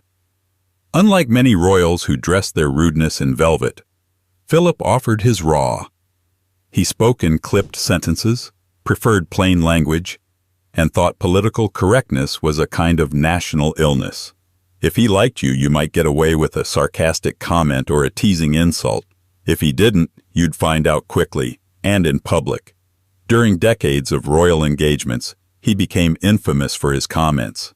And while many were chalked up as gaffes, that word doesn't quite capture the speed and sharpness of his delivery. He didn't stumble into rudeness. He marched into it, often with a smirk and sometimes with a twinkle in his eye, as if daring you to be offended. But his abrasiveness wasn't limited to strangers. His own household bore the brunt of it daily. Staff described working for the Duke as a lesson in emotional agility. You had to be fast, precise, and able to absorb criticism without flinching. If you presented a plan, he'd find the flaw before you'd finish the sentence. If you handed him a poorly prepared itinerary, he'd say, "Who approved this nonsense?" and keep walking. He expected efficiency, despised repetition, and loathed incompetence. He once told a young aide, "Either be quicker or be somewhere else." That aide reportedly updated his resume within the hour. Even his private secretaries, hardened by years of military or diplomatic service, admitted he was a challenging boss. He reviewed papers like a general inspecting weapons. He asked questions designed to reveal what you didn't know. He believed in directness as a form of honesty, but rarely paused to consider the emotional fallout. With his children, Philip applied the same unfiltered lens. He wasn't abusive, but he was demanding, intellectually and emotionally. He valued strength, precision, and resilience. Charles, with his sensitive and reflective nature, never quite measured up in his father's eyes. Their dynamic was famously strained, with Philip often appearing dismissive, if not outright exasperated. "I don't understand him," he once said, half to a journalist, half to himself. "He talks too much about feelings." Philip didn't do feelings. He did schedules, medals, footwork, and uncomfortable truths. He had strong opinions on everything, from architecture and education to how a gentleman should hold his fork. And he wasn't afraid to share those opinions even if no one asked, especially if no one asked. At state dinners, he could, and did, offend everyone from minor lords to foreign dignitaries. He asked impertinent questions, interrupted lengthy speeches with yawns, and once asked a professor at Cambridge, "Are you still teaching, or have they caught on yet?" No one was quite sure what that meant, least of all the professor. And yet, for all the sharp edges, Philip earned genuine respect, not because he was gentle or kind, but because he was consistent. He didn't flatter. He didn't fake. He didn't hide behind the palace walls. What you saw was what you got, and what you got was a 6'1" wall of judgmental candor in tailored navy. He was a modernizer behind the scenes, instrumental in reshaping the monarchy's relationship with media, with public service, and even with humor. But he did it all in his way. Blunt, bracing, British in the most brutally literal sense. To many, he was charming. To others, exhausting.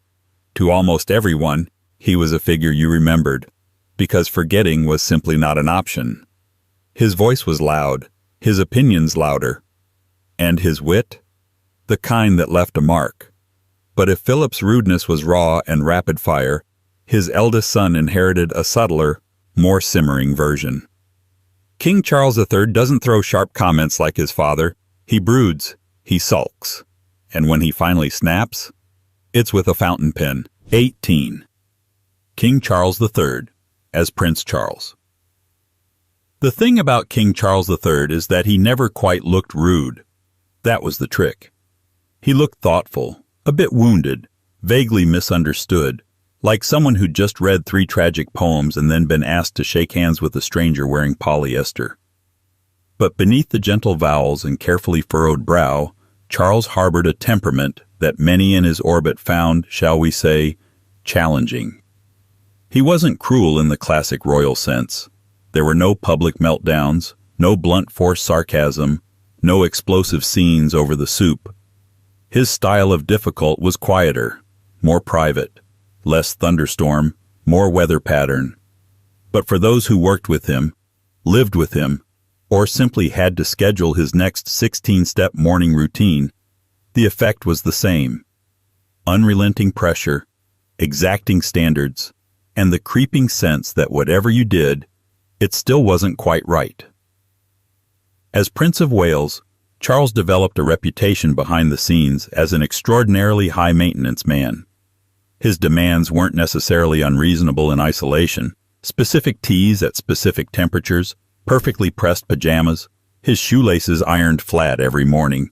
But taken together, they formed a kind of performance art in personal fussiness. And heaven help the valet who got the order wrong. He was known to become visibly irritated if his eggs were not cooked precisely to his liking. There are accounts of his breakfast being returned multiple times until it reached the right texture, an anecdote that would be amusing if it didn't also involve 3 kitchens, a trail of anxiety, and a household staff that described the experience as navigating emotional landmines in a gilded minefield. Charles didn't shout often, but when he did, it was notable. He had a temper that simmered rather than exploded, then erupted unexpectedly, often over seemingly minor details. A pen that leaked, a garment bag unzipped too far, a document handed to him without proper alignment. His fury was less about volume and more about vibe. The room would shift, staff would brace. You'd hear a clipped expletive, or worse, a deadly pause followed by, "Well, this is completely unacceptable." One former aide reportedly described his moods as barometric, changing without warning and capable of influencing the atmosphere in every room he entered. If he was in a good mood, the day might pass pleasantly. If not, meetings became exercises in subtle humiliation. Eyebrows raised, sighs deployed, comments muttered just loud enough to unsettle. "People think he's soft," the aide said, "but the soft voice hides sharp edges." He could also be extraordinarily condescending, often without meaning to be. He had a habit of launching into long, unsolicited lectures on architecture, organic farming, homeopathy, or the spiritual well-being of cows, whether or not his audience had expressed any interest in the subject. His staff would refer to these as Charles casts, half educational briefing, half royal monologue delivered with the air of a man who couldn't believe he wasn't being taken more seriously. But his worst trait, according to many who served him, was a lack of emotional awareness. He expected understanding from others without always offering it in return. He once famously lamented that no one understands what it's like to be me, a sentence that, while possibly sincere, struck many as the emotional equivalent of a silver spoon clattering dramatically into a platinum bowl. Charles had difficulty handling stress with grace. When under pressure, he could grow irritable, withdrawn, or prickly. He disliked confrontation but would hold on to slights with impressive stamina. Disagreements were rarely settled. They were banked, catalogued, remembered. He had a royal memory for being wronged and a civilian's tendency to sulk about it. His relationship with staff was often defined by proximity and tension. He required constant assistance, yet seemed perpetually disappointed with the assistance provided. One valet reportedly spent 3 years learning the precise way to squeeze toothpaste onto his toothbrush, a skill rendered obsolete the moment Charles switched brands. And then, of course, there was the pen incident. Upon ascending the throne, the cameras caught a brief, furious moment when Charles, agitated by a faulty pen during a formal signing, gestured wildly, cursed under his breath, and snarled for aides to get this thing away. The internet exploded. For a man long known for his carefully managed image, the mask slipped. And underneath was not rage exactly, but something more familiar, frustrated entitlement. Charles's rudeness is not flamboyant. It's procedural, bureaucratic. A weariness with being served that somehow manifests in needing to be served more.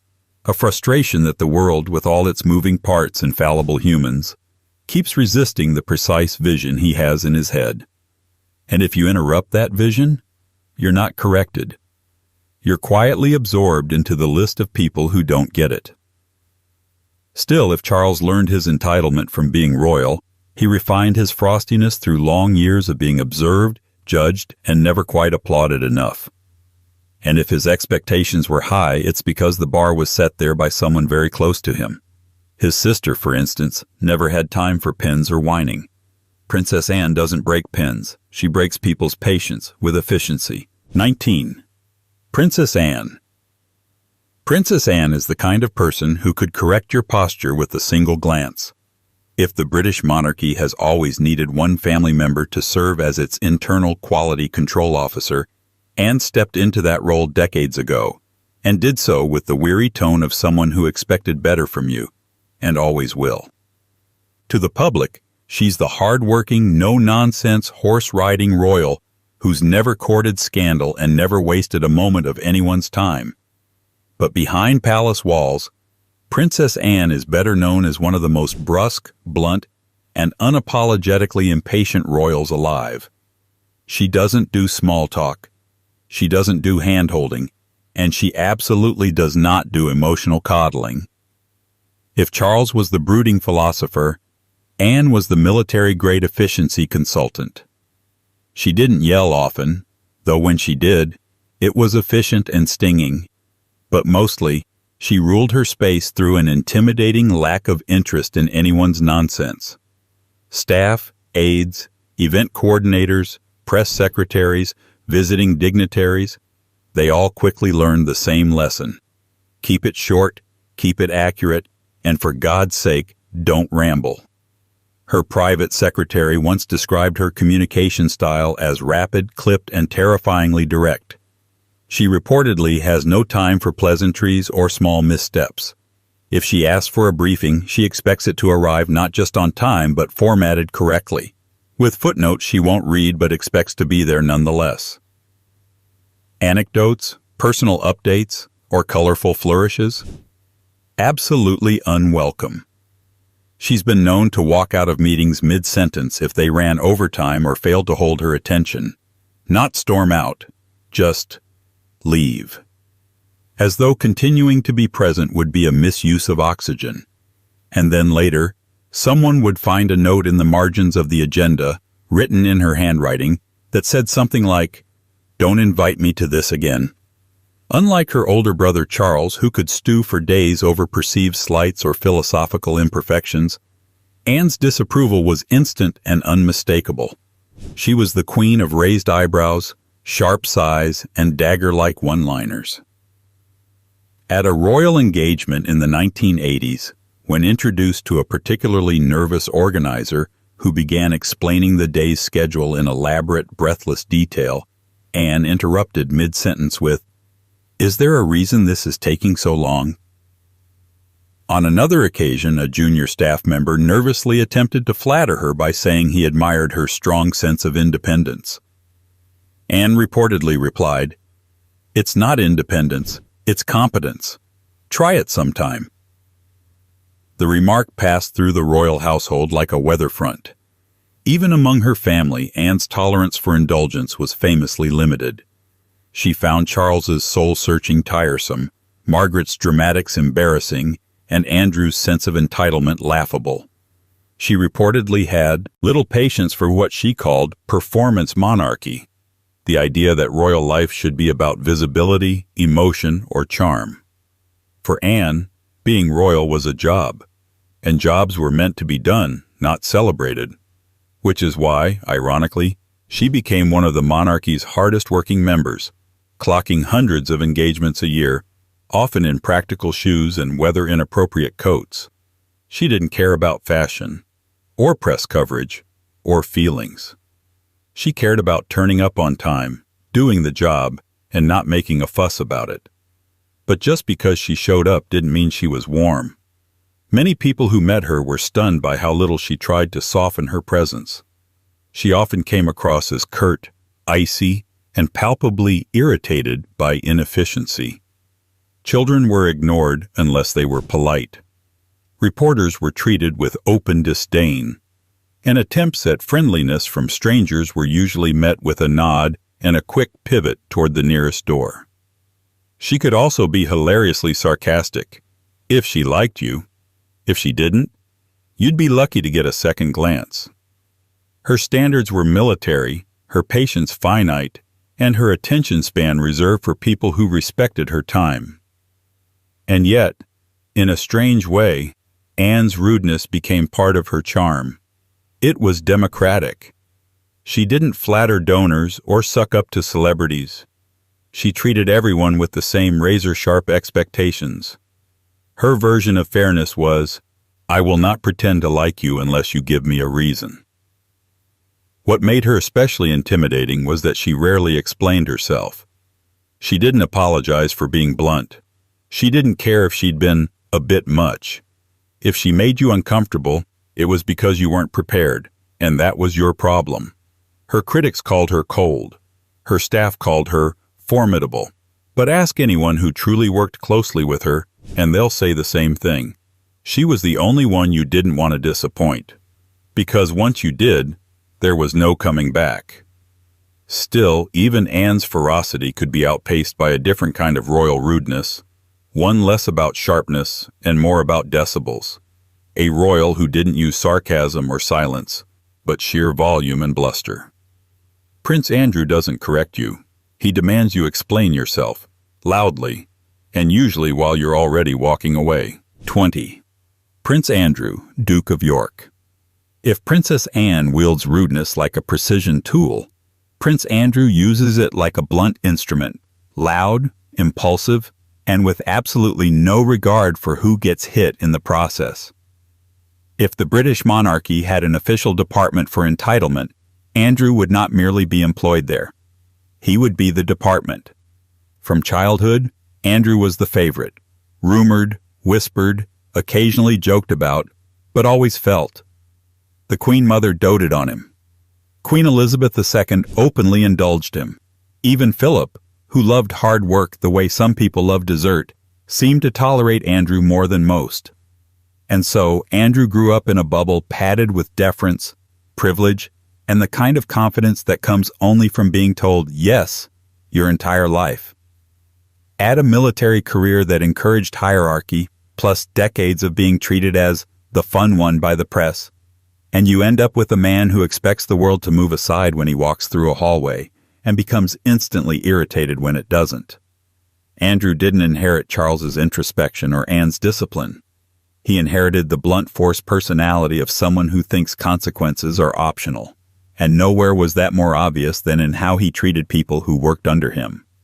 Staff in his household have long spoken, carefully, anonymously, and usually after changing jobs, about his volcanic impatience.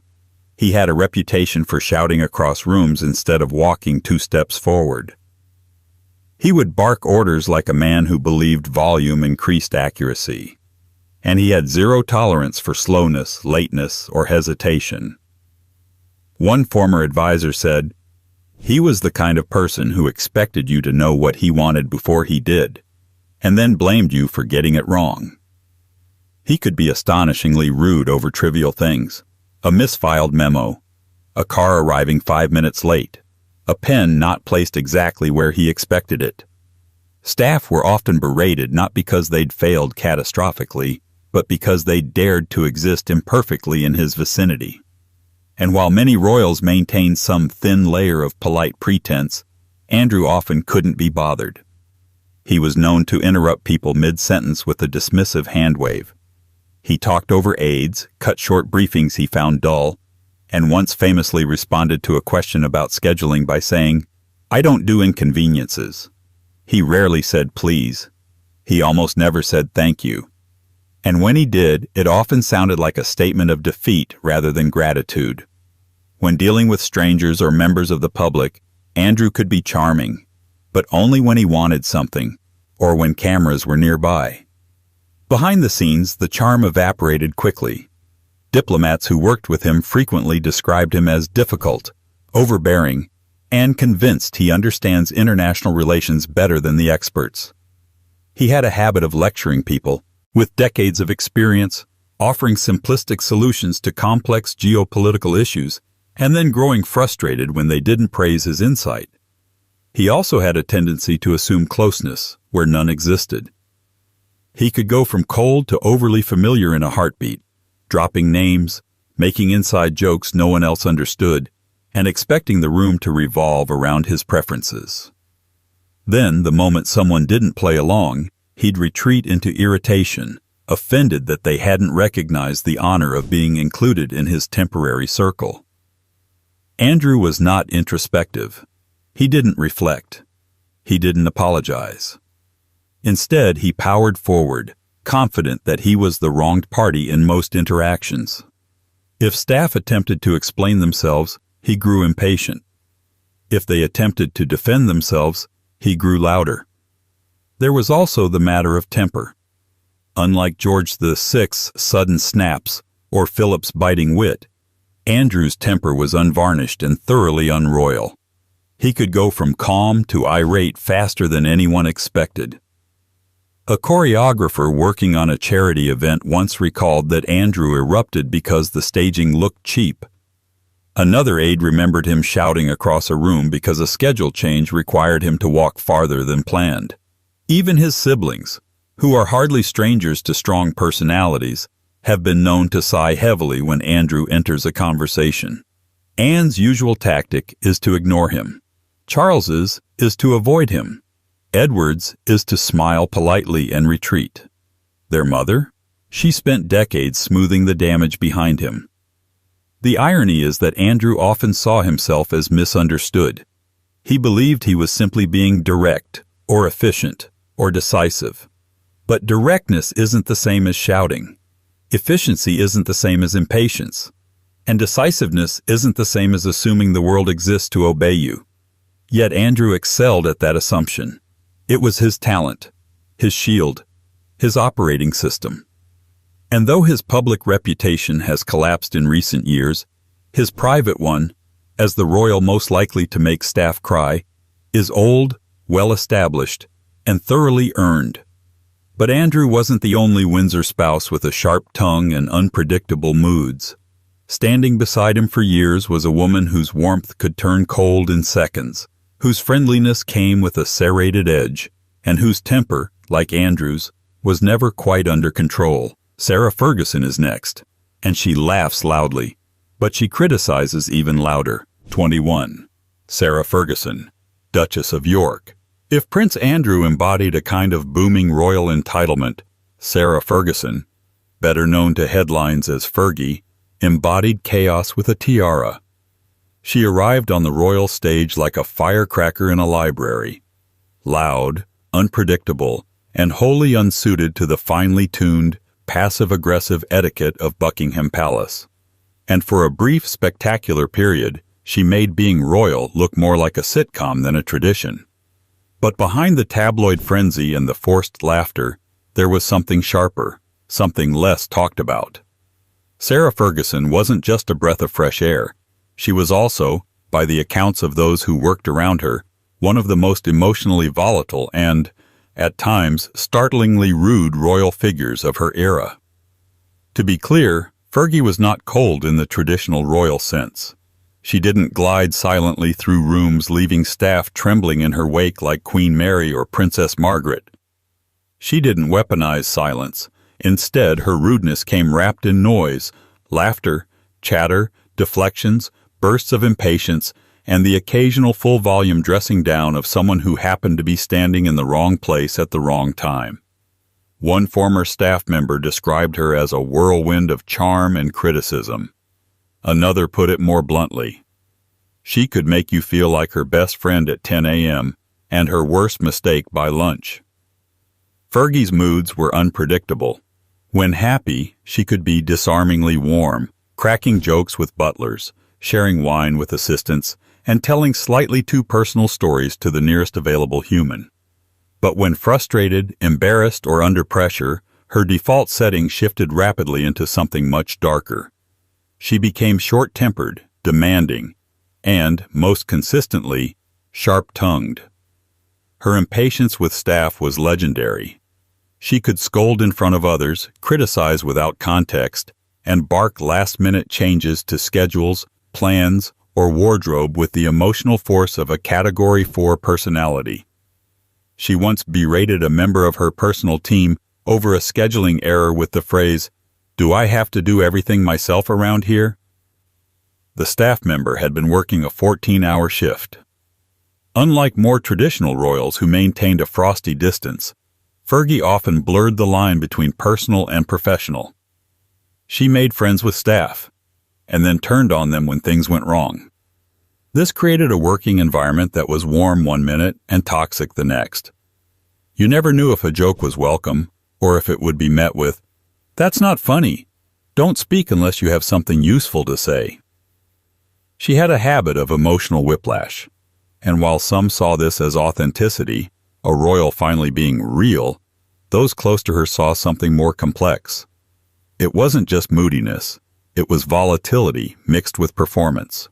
One aide said, she always had to be on, and if you interrupted that, she'd snap, She wouldn't even remember what she said 10 minutes later, but you would.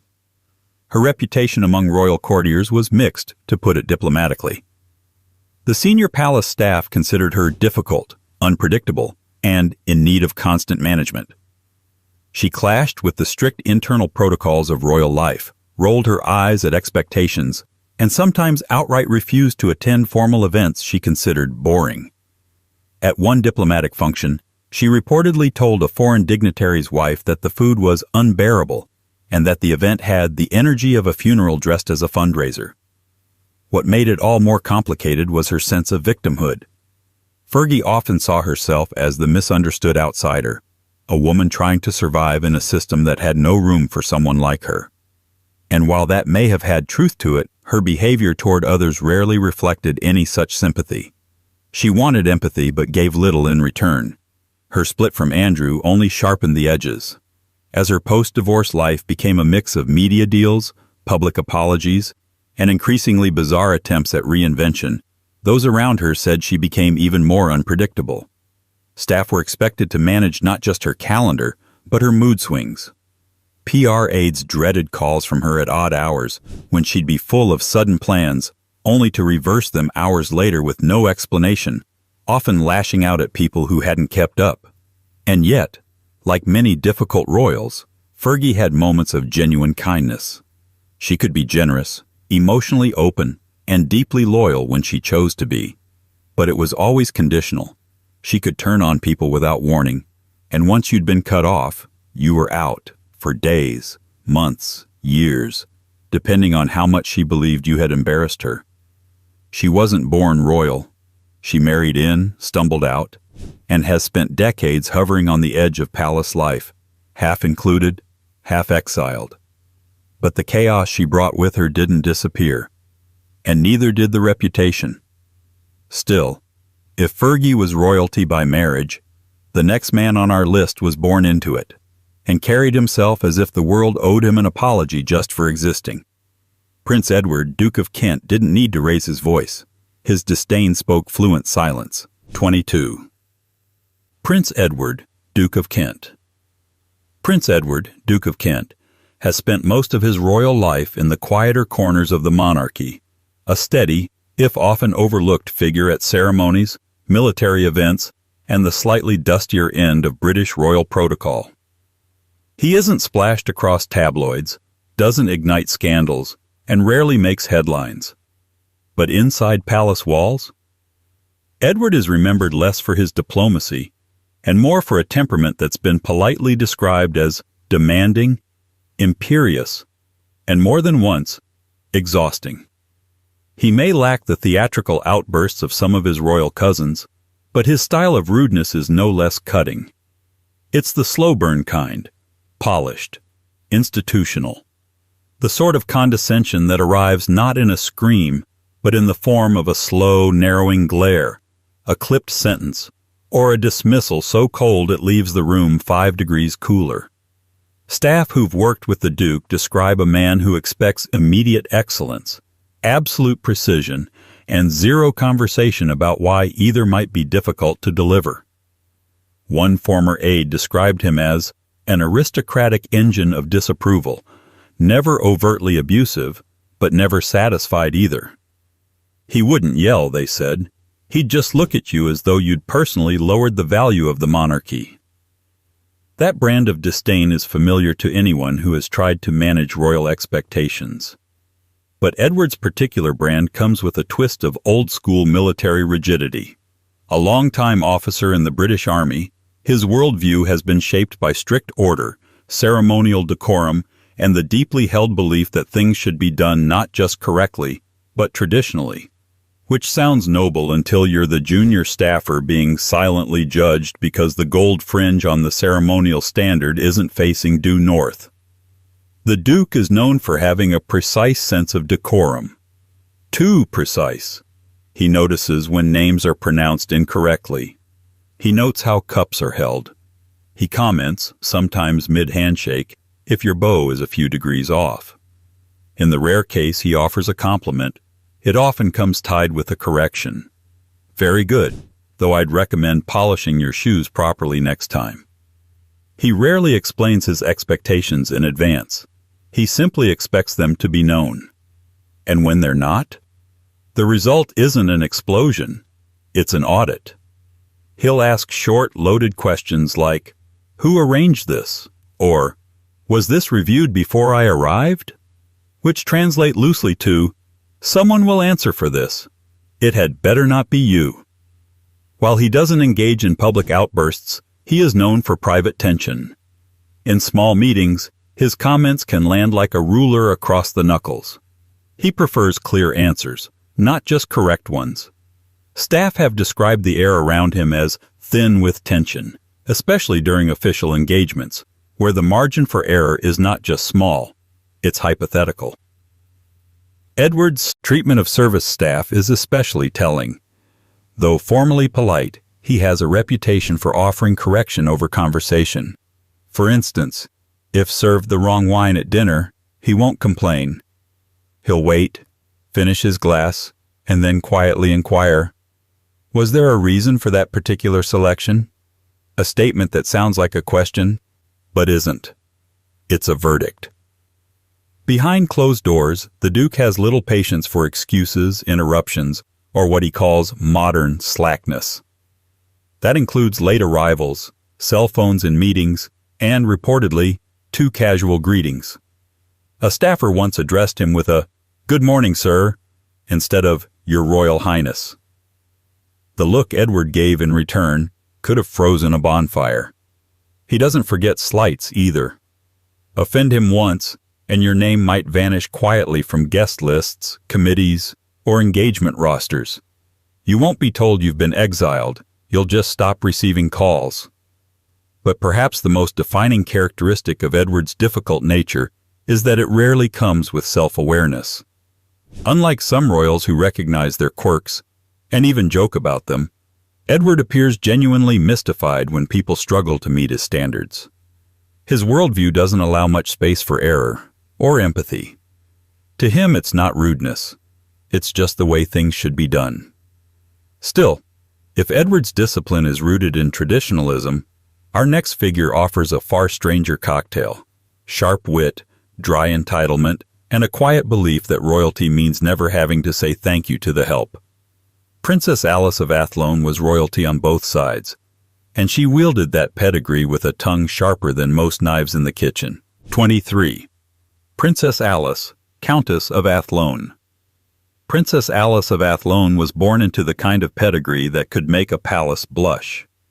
The granddaughter of Queen Victoria and goddaughter of Queen Alexandra, she was royalty in every direction: British, German, aristocratic, imperial. She didn't marry into royalty. She radiated it. And for the people who had to serve her, host her, or, God forbid, correct her, that sense of divine social gravity was more curse than blessing. Alice lived to be nearly 98 years old and remained a royal presence through the reigns of 6 monarchs. She witnessed wars, exiles, coronations, and scandals. She wore diamonds in the colonies and spoke perfect court German at British garden parties. And while many remembered her as a pillar of tradition, those who encountered her more directly remembered something else: the steel behind the pearls. By all accounts, Princess Alice was not a shouter. She didn't rage, she didn't throw tantrums. But she had a tongue sharp enough to slice a footman's ego in two, and a gaze that could turn a chatty diplomat into a pile of stammering apologies. Her rudeness wasn't loud, it was precise, surgical. It came in the form of bone-dry comments, politely constructed critiques, and an ability to make servants feel as though they had personally offended the royal family tree with their choice of table linen. She was known to issue orders in a tone that made it sound like she was doing you a favor. "Would you mind not placing the soup spoon where a thinking person wouldn't?" she once reportedly told a butler. "Unless, of course, we're entertaining horses tonight." Alice had a particular gift for insult by elevation, making statements so lofty and tone so infused with unshakable royal certainty that they barely registered as insults until 10 minutes later. A young courtier who nervously offered her a chair once recalled her reply. "How kind of you! "You must be very proud of your manners. They seem almost practiced." To her staff, she was a whirlwind of expectations. She wanted things done her way, the old way, the royal way, the invisible way. Staff were to be quick, silent, and properly dressed, and she noticed everything. She didn't correct people twice. The first time came with a disapproving glance. The second came with a transfer request. While other royals occasionally blurred the lines between formal and casual, Alice never did. She treated every encounter, whether in Windsor or Pretoria, as a moment of regal performance. Her diction was immaculate, her posture upright, and her tolerance for anything less than the proper order of things was approximately zero. She also had a certain disdain for modernity. Automobiles were too noisy. Telephones were an intrusion. She reportedly once referred to television as a flickering nuisance for people with short attention spans and untrustworthy wallpaper. And while this made for excellent quotes, it also made her insufferable to those trying to help her adapt to a changing world. During her time as vice-regal consort in Canada and South Africa, Princess Alice was known to insist on exact British protocol, even in places where it made little sense. She wanted tea at 4 p.m. sharp, even if local customs or climate made the idea absurd. She once chided a South African servant for wearing the wrong style of white gloves in summer, apparently unaware, or unmoved, that they were dealing with 100-degree heat. Her husband, the Earl of Athlone, was more diplomatic. Staff often described him as the buffer between Alice and the rest of humanity. He smoothed over her remarks. He apologized quietly after she left the room. He kept guest lists short to limit exposure. But Alice, for all her severity, wasn't unaware of her reputation. She just didn't see the problem. She believed standards mattered. She believed titles came with responsibility, and she believed fiercely that anyone in her presence should know how to behave without being told. If they didn't, she told them anyway. Her version of kindness was a neutral expression. Her idea of affection was not correcting your mistake in front of others. That was mercy. And she gave it sparingly. To most of the world, she was a symbol of continuity, a walking reminder of the days when royalty ruled without question and expected to be obeyed without complaint. But to those who had to set her table, escort her to the car, or brief her on modern social norms, she was a lesson in how entitlement can calcify into character. Still, if Princess Alice was royalty with a scalpel, the next queen on our list swung with a broadsword. Because Queen Caroline of Brunswick didn't do decorum. She did impact, and she did it loudly. 24. Queen Caroline of Brunswick. Queen Caroline of Brunswick didn't just walk into a room. She crashed into it, trailed by a parade of scandal, sarcasm, and sheer defiance. She was loud, flamboyant, and entirely uninterested in the subtleties of court etiquette. If most royal women of her era were expected to be serene, obedient shadows of their husbands, Caroline was more of a hurricane in a tiara, and behind her theatrical public persona was a private one equally infamous, quick-tempered, wildly unpredictable, and widely regarded as one of the most abrasive consorts in British history.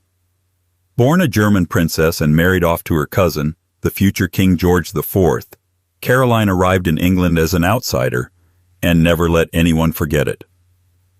Her wedding to George was a disaster from the start. He claimed he was repulsed by her at first sight. She said he was drunk and ridiculous. The feeling was mutual, the chemistry non-existent, and the contempt immediate. Within days of their wedding, he was trying to avoid her. Within months, she was insulting him to anyone who would listen. The marriage may have been arranged, but the arguments were all homegrown. Caroline didn't shrink in the face of royal coldness. She amplified.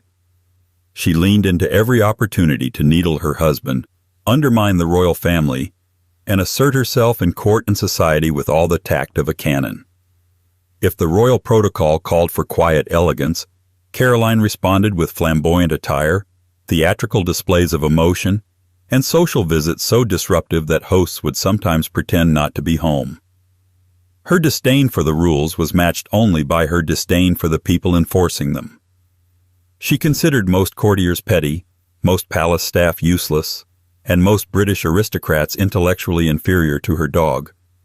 She treated deference as an insult and formality as a challenge. One courtier once attempted to gently correct her table manners at a dinner. Caroline responded by deliberately slurping her soup, then shouting, "Was that more royal?" Behind closed doors, her behavior was no less chaotic. Staff members described her as erratic, demanding, and prone to mood swings. One lady-in-waiting recorded that Caroline would frequently summon her in the middle of the night, often to ask absurd questions, deliver impromptu opinions about recent gossip, or complain that no one in the house seemed to appreciate her brilliance. She had a sharp tongue and an even sharper memory. If she felt slighted, she'd bring it up days, or months, later, usually in front of the person who offended her. She also had a knack for provoking diplomats. During her brief and disastrous stint as Princess of Wales, she frequently offended visiting ambassadors with her inappropriate jokes, mispronounced names, and shocking disregard for protocol. At one event, she reportedly greeted a senior foreign dignitary by commenting on the size of his ears, then burst into laughter and left the room before he could respond. Caroline considered herself the life of the party. Others often considered her the reason they needed a drink. She once attended a high society dinner dressed in feathers and diamonds, only to spend most of the evening loudly mocking the decor and asking if the roast had been caught in the stables. But her most infamous period came after her husband became king and tried to bar her from the throne altogether. When George IV attempted to divorce her and deny her the title of queen, Caroline launched a full-scale public campaign. She returned to England, appeared in the streets to cheering crowds, and presented herself as the victim of royal injustice. The public loved her, mostly because she wasn't George. But behind the scenes, she was still impossible to work with. Those attempting to organize her public appearances often found themselves trapped in a whirlwind of last-minute changes, unreasonable demands, and bursts of temper. Caroline had no interest in restraint. If something went wrong, she said so, loudly and repeatedly. She once refused to enter a public building because the carpet was the wrong color. On another occasion, she ordered an entire delegation to wait in silence while she changed dresses, for the third time that hour. Her unpredictability became legend. Some found her magnetic. Others found her insufferable. Most found her exhausting. But everyone agreed. Queen Caroline was no one's puppet, and that was exactly the problem. Where other royals wrapped their cruelty in silk and smiled through their disdain, Caroline lit hers on fire and threw it across the dinner table. She didn't scheme quietly. She offended loudly. She didn't play chess. She flipped the board. Still, as disruptive as Caroline was, her brand of royal arrogance had nothing on her medieval predecessor, an English queen consort whose cruelty was matched only by her entitlement. Because Queen Isabella of Angoulême didn't merely insult people, she commanded them to kneel first. 25. Queen Isabella of Angoulême. Queen Isabella of Angoulême wasn't just difficult. She was, by medieval standards, a full-blown diplomatic incident in human form. Married to King John of England at the age of 12, she entered royal life not as a blushing bride, but as a deeply calculating political asset, and quickly made it clear that she had no intention of being quietly ornamental. Isabella was born into French nobility and was originally engaged to another man, Hugh of Lusignan. But King John, ever the opportunist, swooped in and married her himself, setting off a scandal so large it sparked a war. This was not a great start, but it set the tone for Isabella's life in England, unwanted by many, feared by most, and determined to make everyone else's discomfort her playground. As queen consort, Isabella was, according to both English and French chroniclers, beautiful, haughty, and blisteringly arrogant. She was known for being scornful to courtiers, dismissive of nobles, and openly cruel to servants. Her pride was not just personal, it was political. She carried herself like someone who believed being queen didn't just entitle her to power, but to absolute obedience. And when she didn't get it, she reacted less like a royal and more like an insulted empress-in-waiting. Her temper was quick and cold. She rarely screamed. Screaming was for people who needed to be heard. Isabella preferred strategic humiliation.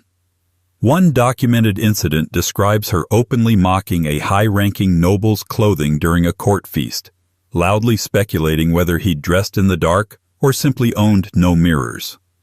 Another tale has her refusing to speak to an envoy for 3 full days, not out of protest but because she deemed his French too peasant-like to process. Even members of her own household weren't safe. Servants were dismissed for perceived laziness, unsatisfactory bowing, or speaking too loudly near her chambers. She was known to demand that no one walk ahead of her in hallways, and once forced a visiting noblewoman to kneel and apologize for wearing a brighter-colored gown. Isabella didn't just believe in status, she enforced it like doctrine. Her relationship with King John was strained at best. He was erratic, petty, and frequently cruel. She was proud, demanding, and equally capable of emotional brutality. Some accounts suggest they shared a mutual disdain that occasionally bloomed into passion, but more often curdled into competing games of cold indifference and political maneuvering. She was not a queen who softened her husband. If anything, she mirrored and magnified his worst instincts.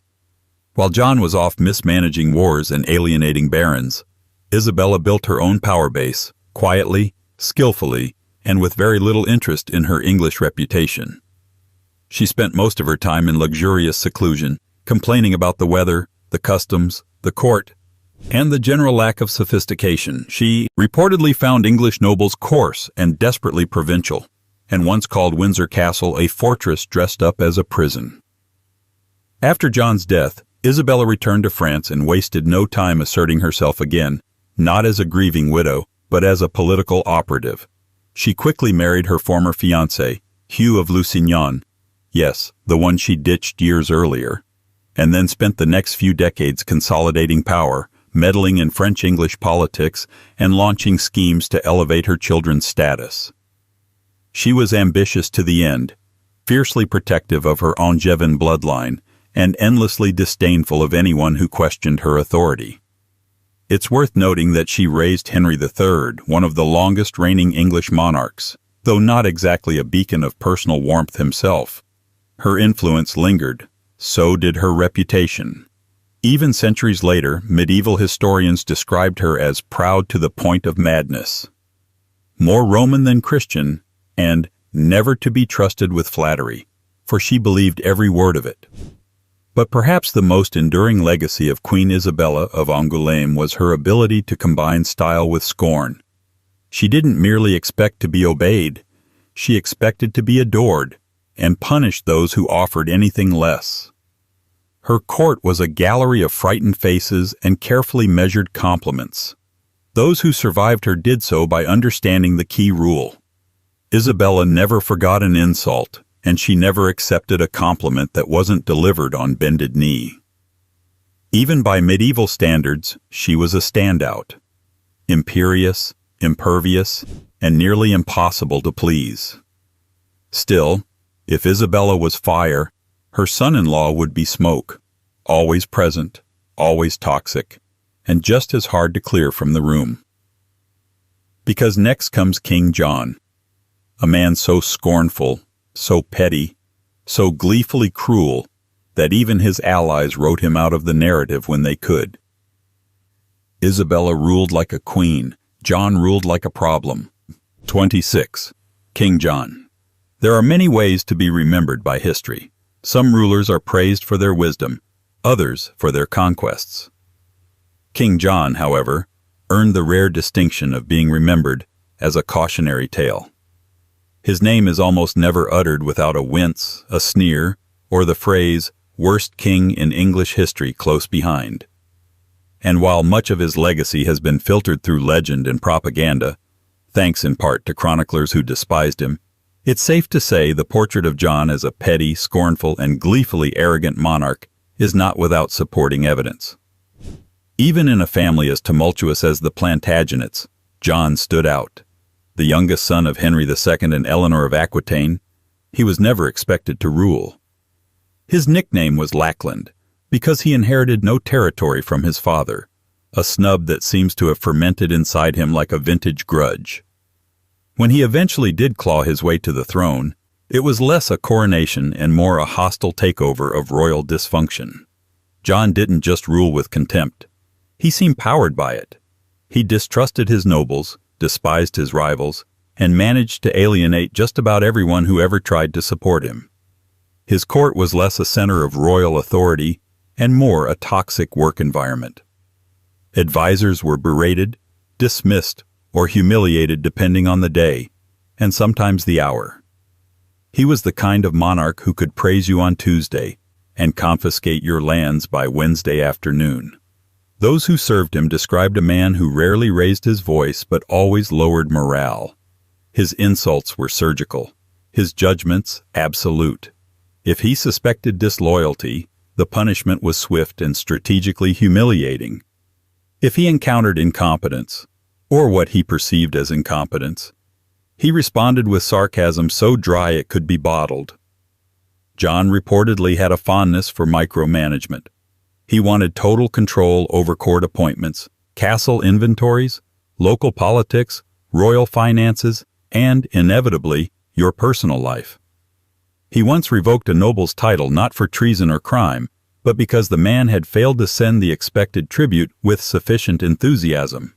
Another time he punished a baron by forcing him to publicly grovel, and then revoked the baron's lands anyway just to drive the point home.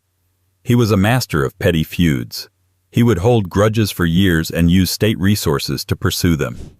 Disagreements weren't debates. They were death sentences for your career, or worse. And if you made the mistake of thinking you were in his favor, he would remind you, abruptly and in public, that your position depended entirely on his mood. This wasn't limited to his court. John's arrogance extended to the church, the nobility, the treasury, and foreign ambassadors. He famously clashed with Pope Innocent III over the appointment of an archbishop, a dispute so badly mismanaged that John managed to get himself excommunicated. While most kings treated papal authority with cautious reverence, John treated it like a bad business deal, something to be mocked, delayed, and eventually bulldozed. To his foreign counterparts, John came across as erratic and combative. He insulted envoys, stalled negotiations, and treated diplomacy like a zero-sum game. He lost vast swaths of English-held territory in France not because he was outnumbered, but because he was outmaneuvered, thanks to arrogance that clouded even basic strategy. Even his personal relationships were fraught with venom. He turned on his own family members regularly. He imprisoned his niece, Arthur of Brittany's sister, when it suited him politically. There are reports that he allowed hunger to slowly reduce the power of captured enemies, preferring suffering over swift justice. And though we won't delve into the more graphic historical rumors, suffice it to say, mercy was not part of John's brand. It's telling that the nobles of England didn't just dislike John, they actively revolted against him. The Magna Carta, often celebrated as a foundation of constitutional law, was born not of noble idealism, but of noble desperation. They weren't trying to usher in democracy, they were just trying to survive him. Even after signing the Magna Carta, John tried to wriggle out of its obligations almost immediately. He claimed he'd signed it under duress, he had, and then began working to undo it clause by clause. This triggered a full-blown civil war, and when John died in 1216, many of his subjects openly rejoiced. Chroniclers marked his passing with phrases like, "Hell found its king," and "He left the world, but not its burden." And yet, his legacy remains oddly instructive. King John is a reminder that royal cruelty doesn't always need to be loud or flamboyant. Sometimes it's quiet, calculated, and bureaucratically smothering. His reign was one of paranoia disguised as authority, disdain disguised as discipline. Still, if John's cruelty was delivered through power, the next monarch's was delivered through charm. Because King Richard III wasn't just feared for his ambition, he was feared because no one could quite figure out what he really wanted until it was too late. 27. King Richard III. If you ask most people about King Richard III, they'll probably mention a hunchback, a Shakespeare play, and maybe, just maybe, that time his bones were discovered in a car park. The myth has outpaced the man, but beneath the theatrical villainy and historical revisionism lies a far colder truth. Richard III wasn't just ruthless. He was icy, calculating, and, according to multiple accounts from his contemporaries, possessed a chilling kind of detachment that made people nervous even before he claimed the crown. Richard wasn't born into kingship. He was the 11th of 12 children, a prince of the fractious House of York in the middle of the Wars of the Roses, a blood-soaked, loyalty-shifting, crown-swapping mess of civil war that made Game of Thrones look like a tepid dinner party. To survive in this landscape, a royal had to be more than clever. They had to be cold-blooded. Richard, as it turned out, excelled at both. He was loyal to his older brother, King Edward IV, until Edward died unexpectedly, leaving behind two sons, the young Edward V and his little brother, Richard of Shrewsbury. The elder of these boys was technically king for about 5 minutes, but Richard, named Lord Protector, decided the throne might look better on himself. What followed was one of the most unsettling power grabs in English history, and one still debated centuries later. Officially, Richard declared his nephews illegitimate, based on a conveniently timed revelation about their father's supposed prior betrothal. Unofficially, he moved them into the Tower of London for their protection. They were never seen again. The mystery of the princes in the Tower remains unsolved, but most historians agree. If Richard didn't order their deaths, he certainly benefited from their disappearance. Either way, the chill that had long followed him through court became something colder, an air of quiet menace that no one could ignore. Richard's style of rudeness was not loud or theatrical. It was private, precise, and often unspoken. He didn't need to raise his voice to let you know you were beneath him. One ambassador described him as glowering, economical with words, and fond of icy silences. He didn't berate courtiers.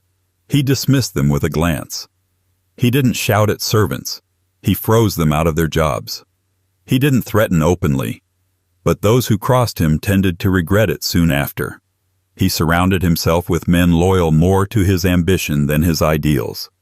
At court, deference was expected without question.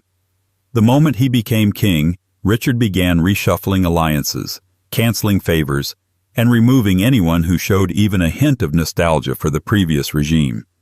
It wasn't personal. It was administrative. And that's what made it so disturbing. He operated not from malice but from logic. And logic, when applied without empathy, can often look a lot like cruelty. He was known to sit silently through long meetings, watching, listening, and then issuing a single command that would change someone's life forever. His courtiers feared his silences more than his words.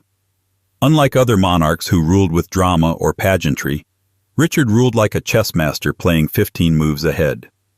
He didn't need to insult people. He simply outmaneuvered them, then acted as though they had taken themselves off the board. He was also fiercely intelligent, highly literate, well-read, and fluent in legal technicalities. Richard knew how to dress up ruthless decisions in layers of administrative legitimacy. When he seized lands, it was always in accordance with property rights. When he revoked titles, it was for the stability of the realm. When he consolidated power, it was to ensure good governance. But behind the paper and protocol was a man who knew exactly how far to push, how much to conceal, and how quickly to remove a threat. Even his allies feared him. Not because he was overtly cruel, but because he had the unnerving habit of looking straight through people. He didn't rage. He didn't scold. He simply calculated, and when the math didn't add up, people vanished, literally or politically. It's worth noting that Richard was not without virtue. He passed laws that protected commoners against false accusations. He attempted to curb corruption in local governance. He made genuine efforts to be seen as a just ruler, on paper. But all of this came wrapped in a demeanor so cold and remote that even his generosity felt transactional. And when he finally met his end at the Battle of Bosworth Field, even that had a strange, ironic edge. Defiant to the last, he reportedly shouted, "A horse! A horse! My kingdom for a horse!" before being cut down in the mud. For centuries, his name was smeared as the ultimate villain, thanks in large part to Shakespeare's melodramatic portrayal. But even peeling back the fiction, what remains is no less chilling. Because Richard III wasn't evil in the way stories like to imagine. He was worse. He was efficient. He was quiet. He was the kind of royal whose cruelty came not from chaos, but from control. And if he was hated by many, it was because they understood too late that he wasn't guessing. He knew exactly what he was doing, and he didn't feel the need to explain himself. But if Richard's menace was understated, the next royal's ego was anything but. Because where Richard dealt in silence, King James II bellowed. If Richard made courtiers tremble with a stare, James preferred to shout them into submission. His reign wasn't about control. It was about domination. And no one left a conversation with him feeling taller than when they walked in. 28. King James II, James VII of Scotland.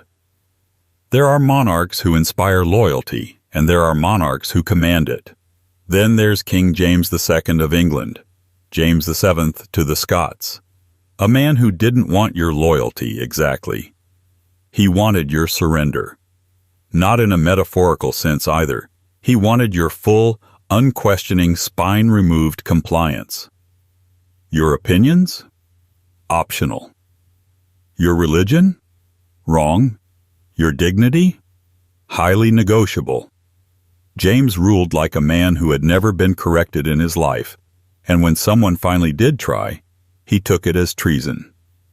Born the younger brother of Charles II, James was shaped by two major forces, the restoration of the monarchy, and a lifelong, deeply personal obsession with authority.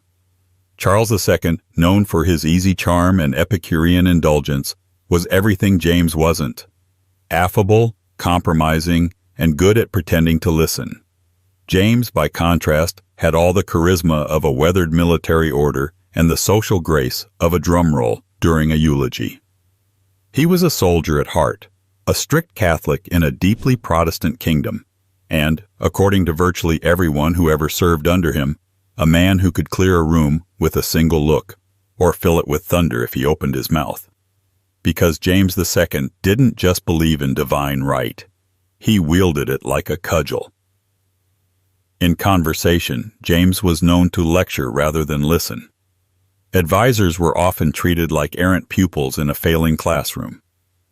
If a minister tried to offer nuance, James would interrupt, often mid-word, with a scoff, a sigh, or a hand raised like a dismissal in human form. He had no patience for deliberation, which he considered a coward's word for hesitation. He preferred action, his action. He didn't delegate well, and he didn't trust easily. Anyone who disagreed with him was suspected of disloyalty. Anyone who persisted was suspected of plotting. And anyone who tried to reason with him? Well, they were simply ignorant of their king's true vision, which is monarch speak for, "I'm not listening." His court was one of palpable tension, not because of courtly rivalry or intrigue, but because James had the emotional volatility of a cannon on a rocking ship. 1 minute calm, the next minute furiously berating a secretary for wording a document in a tone unfit for the crown. Several eyewitnesses wrote of him shouting at ministers during council meetings, dismissing them from the room without warning, and then sulking that no one understood his position. He didn't just dislike opposition, he feared it, hated it, and responded with instinctive aggression. When Parliament pushed back against his increasingly autocratic policies, he responded not with compromise, but with a wave of firings, intimidations, and abrupt royal edicts. Dissenters were removed from office, bishops were dragged into court, and entire institutions were reordered to fit his view of how power should work. He ruled like a man trying to replay the 1630s on a 1680s stage. Unfortunately for him, the audience had changed. Religion, of course, was the powder keg. James converted to Catholicism in a kingdom that had fought tooth and nail to be Protestant. His open favoritism toward Catholics, stacking government positions, military posts, and courts with loyal followers, caused uproar. But instead of addressing concerns, he doubled down. Anyone objecting was labeled bigoted, rebellious, or treasonous. It wasn't that James didn't hear the warnings. It's that he believed only he could be right. Diplomatic reports from the period describe James as inflexible, irritable, and consumed by an obsession with legitimacy. He often saw plots where none existed, insulted envoys who questioned his logic, and responded to criticism with red-faced fury or cold withdrawal. Foreign ambassadors were stunned by how quickly he turned from ceremonial warmth to personal disdain. One ambassador from the Dutch Republic noted, "The king has little interest in persuasion. He speaks and expects silence. He listens only to correct." Another described being summoned at dawn to receive a lecture on royal supremacy, only to be dismissed halfway through for smirking too often. But the real signature of James's personality was his inability to adapt. As his support crumbled, first among nobles, then among the army, he simply refused to believe it. He responded to warnings of rebellion with anger. He responded to actual rebellion with disbelief. And when William of Orange arrived in England, cheered by Parliament and the public alike, James reacted by fleeing, first to London, then to France, where he lived out his remaining days brooding over a kingdom he had tried to bend by sheer force of will. The Glorious Revolution, as it came to be called, was bloodless precisely because so many people were done trying to argue with James. They weren't afraid of him anymore. They were tired, exhausted, not from tyranny but from dealing with him. He had become the royal equivalent of a boss who never listens, never learns, and never stops talking about how misunderstood he is. And even in exile, James never stopped believing he had been wronged. He saw himself as a martyr to principle. But what most of his former subjects saw was a man who mistook stubbornness for strength and condescension for wisdom. Still, James's blend of arrogance and rigidity didn't die with him. It echoed forward into the tragic court of a woman who had come to represent beauty, failure, and an endless well of drama. Mary, Queen of Scots, didn't rule with fury. She ruled with disappointment, and left behind a trail of broken loyalties and withering stares that still haunt the history books. 29. Mary, Queen of Scots. Few monarchs have walked into history wrapped in as much romantic tragedy and political dysfunction as Mary, Queen of Scots. She is often remembered as a doomed beauty, a Catholic martyr, a misunderstood queen swallowed by the ambitions of the men around her. And yes, she was all of those things. But she was also something else, something that rarely makes it into the marble statues or dramatic paintings. She was frequently, unapologetically, and royally rude. Mary didn't wield cruelty in the overt, theatrical way of her cousin Elizabeth I. She didn't bark like James II or brood like Richard III.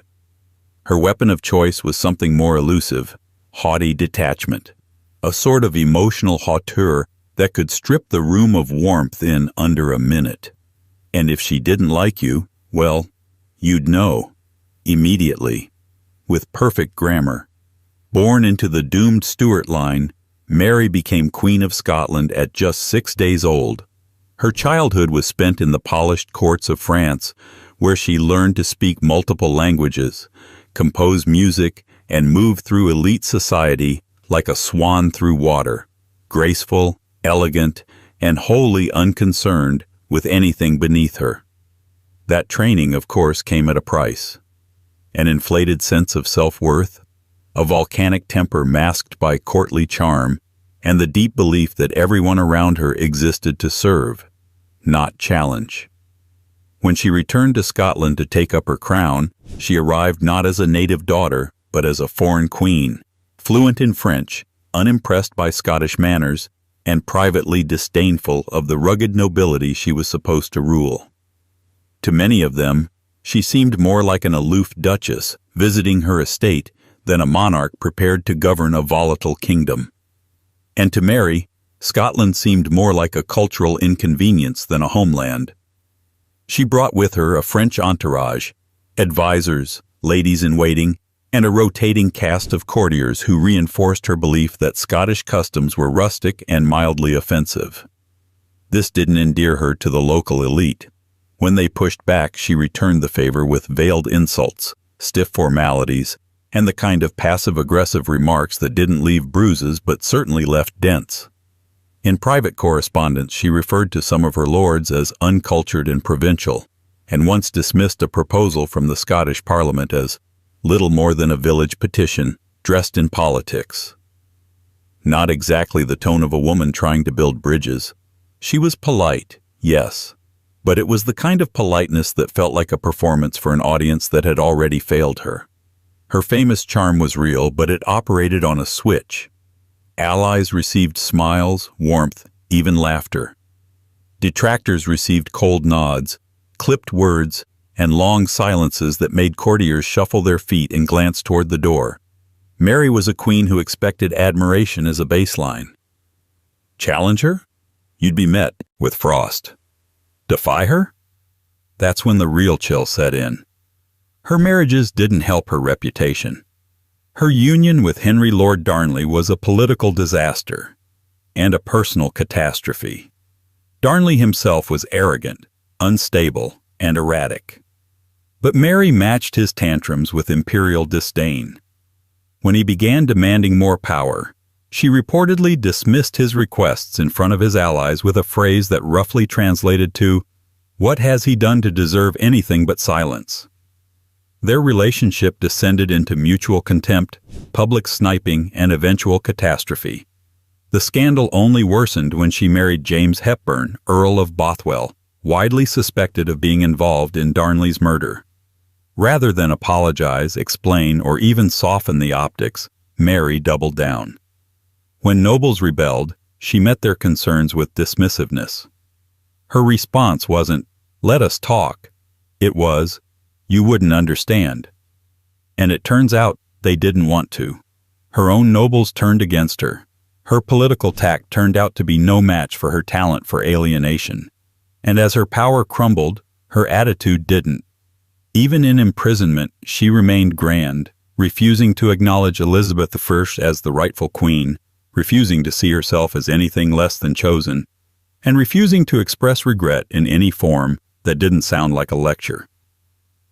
Mary's downfall wasn't solely the result of her enemies. It was the product of a queen who believed in her divine right so fiercely that she alienated even those willing to support her. She ruled not with fear nor love, but a cool sort of superiority, one that made people hesitate to betray her, but also hesitate to follow her. Still, Mary's emotional coolness would meet its match in the next chapter of royalty, a monarch whose genius was only rivaled by her volcanic temper. Because Elizabeth I didn't just inherit a throne, she inherited everyone's expectations and made sure to set them on fire. 30. Queen Elizabeth. Queen Elizabeth I wasn't just the virgin queen. She was the sharp-tongued queen, the iron-willed queen, and quite possibly the do not interrupt me if you value your career queen. She reigned for 44 years, during which time she survived assassination plots, religious upheaval, foreign invasions, and several thousand courtiers carefully attempting not to offend her. Many of them failed. Elizabeth ruled like a thunderstorm in pearls, brilliant, terrifying, and impossible to ignore. Her intelligence was unmatched in her court, her memory near photographic, and her sense of status so finely tuned that even a slightly late curtsy could cost someone a future. But her legend is incomplete without the other half of her personality, the fury, the vanity, the razor-edged sarcasm, and the biting temper that made her not just feared by foreign powers, but deeply feared in her own palace. Let's be clear. Elizabeth wasn't simply rude. She was strategically cruel. She didn't suffer fools, sycophants, or even friends lightly. Her fury was often theatrical but never hollow. When she was displeased, the walls of Whitehall shook, not because she threw things, but because she could deliver a verbal evisceration with the weight of a state execution. And she remembered everything. That minor snub 3 years ago? She still hadn't forgotten. That badly timed compliment about her dress? You're on a temporary leave of presence. Elizabeth's court was one of spectacle, ceremony, and deeply managed fear. The Queen performed magnanimity, she demonstrated patience, but underneath the velvet and Latin quotations was a monarch who expected to be adored with full-throated sincerity or silence. One diplomat described speaking to her as being asked to cross a lake in a storm, in the hope that she allows you to reach the shore. Another said she could smile like a saint and then cut your throat with a sentence. Even her favorites, like Robert Dudley, weren't spared. Elizabeth loved intensely, but conditionally. One misstep, one rumor, one poorly chosen gift, and you'd be on the receiving end of what one courtier called the Queen's look. A full minute of unbroken eye contact that felt like a trial by fire, with no chance of acquittal. She was famous for her speeches, yes, but it was her unscripted outbursts that lingered in memory. She once shouted at an ambassador for implying she was aging, reportedly throwing back, "I am married to England, and England finds me timeless." The room, we assume, fell immediately and respectfully silent. Her vanity was inseparable from her power. Elizabeth controlled her image with military precision. She banned unflattering portraits, censored descriptions of her appearance, and was known to explode if anyone referred to her thinning hair, her aging skin, or her, God forbid, use of makeup. When a young maid of honor once remarked that the Queen's white face paint looked unnatural, Elizabeth reportedly had her transferred out of court within the week. But the real fire came in her political dealings. She would publicly humiliate advisors who displeased her, often in front of foreign dignitaries. She scolded her counsel like a headmistress surrounded by underperforming students. If someone tried to hedge a decision with too much caution, she'd snap, "Do not give me fog where I asked for light." And if they pushed back, "Is it your kingdom or mine?" Even her closest confidants never quite relaxed around her. Sir William Cecil, her most trusted minister, was said to age visibly during his years in her service, partly because of the stress of running a volatile empire, and partly because serving a queen who could flay your self-worth with a single sentence tended to speed up the aging process. She didn't just expect loyalty, she demanded emotional loyalty. Her courtiers weren't just subjects. They were to be disciples of her image, her wisdom, her perfection. Anything less was betrayal. Her cousin Mary, Queen of Scots, discovered this in spectacular fashion. So did countless suitors, bishops, and ambassadors. Yet it's impossible to deny that Elizabeth was brilliant. She was shrewd, learned, and, at her best, magnetic. She read Greek and Latin, debated theology with bishops, navigated the most treacherous political terrain in European history, and kept England relatively stable during a time when other kingdoms were collapsing in on themselves. But behind that strength was an almost compulsive need to assert dominance, not just as queen, but as the queen. The only voice that mattered, the final word in every conversation. Her rule was lonely, not just in the emotional sense, but in the sheer isolation she built around herself. No one could equal her, because she made sure no one dared to try.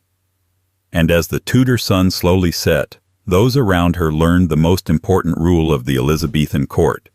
If you value your title, your dignity, and your position, never surprise the Queen. Still, Elizabeth's lacerating intelligence would soon give way to a very different kind of royal presence. one less about brilliance and more about indulgence. The next figure in our descent through royal difficulty was young, spoiled, and dangerously dismissive. Because Catherine Howard didn't just look down on the people around her, she laughed while doing it. 31. Catherine Howard. Catherine Howard was barely in her teens when she entered Henry VIII's court, and barely older when she became his fifth wife. She arrived dressed in silks and rosewater perfume, a teenager dropped into the center of the Tudor court like a diamond tossed into a wolf pit. And while history remembers her mostly for her tragic end, it often forgets what she was like when she was alive, imperious, spoiled, and, by many accounts, astonishingly rude for someone with so little experience and so much to lose. Catherine wasn't born for queenship. She was born into the ambitious but chronically chaotic Howard family, who treated their daughters like chess pieces in noble matchmaking games. Sent off to live in the household of her step-grandmother as a girl, Catherine was raised in a kind of aristocratic daycare, where supervision was light and manners were looser than a Tudor corset. That early laxity, combined with a family obsession with social climbing, produced a young woman who knew how to flirt, flatter, and manipulate, but not how to behave with basic humility. By the time she caught the king's attention, Catherine was a teenager well-trained and looking impressive and sounding charming. But underneath the polished courtly routine was an attitude that many around her found difficult. Not dangerous exactly, but undeniably dismissive. Servants described her as bossy and moody, with a tendency to scold sharply if things weren't done just so. Ladies-in-waiting were beneath her unless they were useful, and she quickly developed a taste for silken separation, from those who served her and occasionally from those who tried to befriend her. She had a habit of mocking older courtiers behind their backs, giggling over the stiffness of their dancing or the drabness of their clothing. In particular, she was known to poke fun at the queenly behavior of her predecessor, Anne of Cleves, whom she considered more furniture than woman. Even as queen, Catherine's power didn't come from diplomacy or wisdom. It came from novelty. Henry VIII, then nearing 50, was bloated, paranoid, and desperate for affection. Catherine gave him flattery, smiles, and youth. But in private, she made no secret of her disdain for his neediness. Court insiders later recalled how she mocked the king's weight, his ulcerated leg, his constant suspicion. Her inner circle, small, loyal, and as immature as she was, joined in the jokes. Being the queen in Catherine's eyes meant being above it all. She was surrounded by a coterie of young nobles and sycophants who reinforced her worst impulses. Courtiers began noticing a pattern. She favored the handsome over the competent, the charming over the trustworthy, and the flattering over the faithful. If someone in her household displeased her, even slightly, they could be cut off with a look or a sneer. One court servant was reportedly dismissed after spilling wine near her slippers. Her comment? "He serves like a goat on ice." She played favorites constantly. Pages and ladies who fed her vanity were showered with attention and small gifts. Those who did their jobs without flattery, barely acknowledged. There were whispers that she would deliberately ignore people until they curtsied twice, just to see who would break first. What made Catherine's arrogance more jarring was her lack of awareness. She seemed to believe that being queen at 16 or 17 made her untouchable, not just politically, but morally. She was surrounded by older advisors, wiser women, and seasoned ambassadors, and yet she rarely deferred. When cautioned by her more experienced household members to avoid private meetings or late-night gossip, she dismissed their warnings as jealousy. One lady-in-waiting recounted being told, "You've had your day, let me have mine, and don't sour it with sermons." Her recklessness was fueled not just by youth, but by a total misunderstanding of the danger she was in. Where Anne Boleyn, her cousin, had been ambitious and strategic, Catherine was indulgent and impulsive. Where Anne knew how to survive by playing the long game, Catherine thought she was already winning. But being rude in a Tudor court wasn't a harmless social flaw. It drew attention. It made enemies. And it narrowed her circle to the kind of people who had no idea how to keep her safe, only how to keep her entertained. The irony was brutal. Catherine, who thought herself clever and confident, left behind a trail of whispers, slights, and minor humiliations that gave her enemies the ammunition they needed. When accusations finally came, when her past and present missteps collided, there were few left willing to defend her. Her beauty had shielded her. Her arrogance had exposed her. She wasn't just young and doomed. She was young, careless, and disliked. Still, Catherine's story isn't unique in the halls of royal entitlement. Because the next royal on our list wasn't just difficult, she turned emotional frost into an art form. Princess Louise, daughter of Queen Victoria, didn't just cut with words. She crafted them like weapons, aimed precisely at anyone foolish enough to expect kindness from a princess. 32. Princess Louise, Duchess of Argyll. By the time Princess Louise came into the world in 1848, the British monarchy was less about ruling and more about appearing to rule. She was Queen Victoria's sixth child and fourth daughter, born into a royal household where public dignity was everything and personal emotion was best folded, labeled, and quietly archived. Most of her siblings accepted this with grim obedience. Louise did not. From her earliest years, Louise showed signs of a mind that would not sit quietly in the pews of duty. She was witty, fiercely intelligent, artistically gifted, and thoroughly unimpressed by the endless pageantry of royalty. She hated being watched. She hated being handled. And most of all, she hated being told what to do by people she deemed intellectually inferior, which, unfortunately for the royal household, was most people. But Louise's sharp mind came with a sharper tongue. Even as a child, she was known for biting remarks and an eye roll so expressive that it seemed to carry its own accent. While her siblings bowed, smiled, and recited lines from the court etiquette handbook, imaginary but spiritually very real, Louise lobbed sarcasm like flower petals at a grim parade. She had a special talent for deflating pomposity. If someone was too proud, too formal, or too fond of their own voice, Louise would dismantle them in a sentence or two, always under the guise of polite conversation. One gentleman, after droning on about his family's noble lineage, was reportedly met with, "Ah, yes, nothing says achievement quite like having accomplished nothing recently." Servants and staff found her terrifying, not because she yelled, though she could, but because she didn't need to. She could correct with a look, silence with a sigh, and devastate with a single muttered comment as she walked past. A lady-in-waiting once made the mistake of fussing over Louise's appearance before a formal dinner. Louise's reply? "You've got it nearly perfect. Now take it off and try again, but without thinking quite so hard." Unlike her mother, Queen Victoria, whose own style of rudeness was imperial and distant, Louise's abrasiveness was far more personal. She had little patience for incompetence, zero tolerance for sycophants, and an especially sharp disdain for social climbing. She wanted honesty, but only on her terms. She wanted loyalty, but only from people she didn't have to explain things to twice. Her relationship with her mother was famously tense. Victoria saw Louise's independence as insubordination. Louise saw her mother's control as tyranny wrapped in lace. Their arguments were private, but their cold silences were public.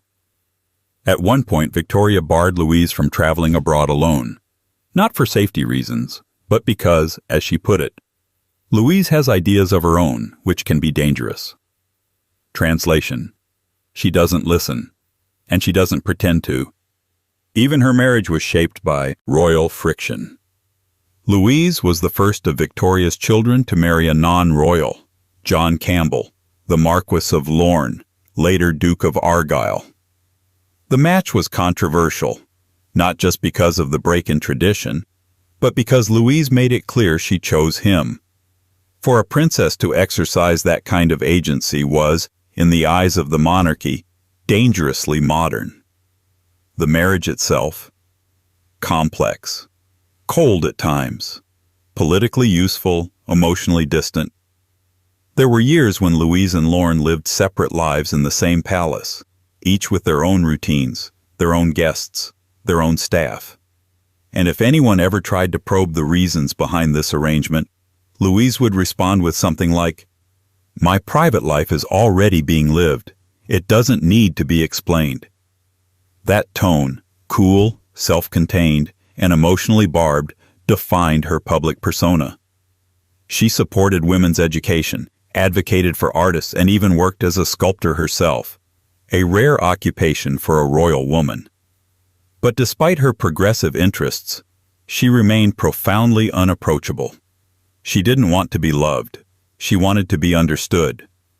And when people failed to do that, which they often did, she made sure they felt the weight of her disappointment. To those below her station, she was commanding and often cutting. To those above her station, there weren't many, she was openly skeptical. She distrusted flattery, avoided small talk, and loathed pretense.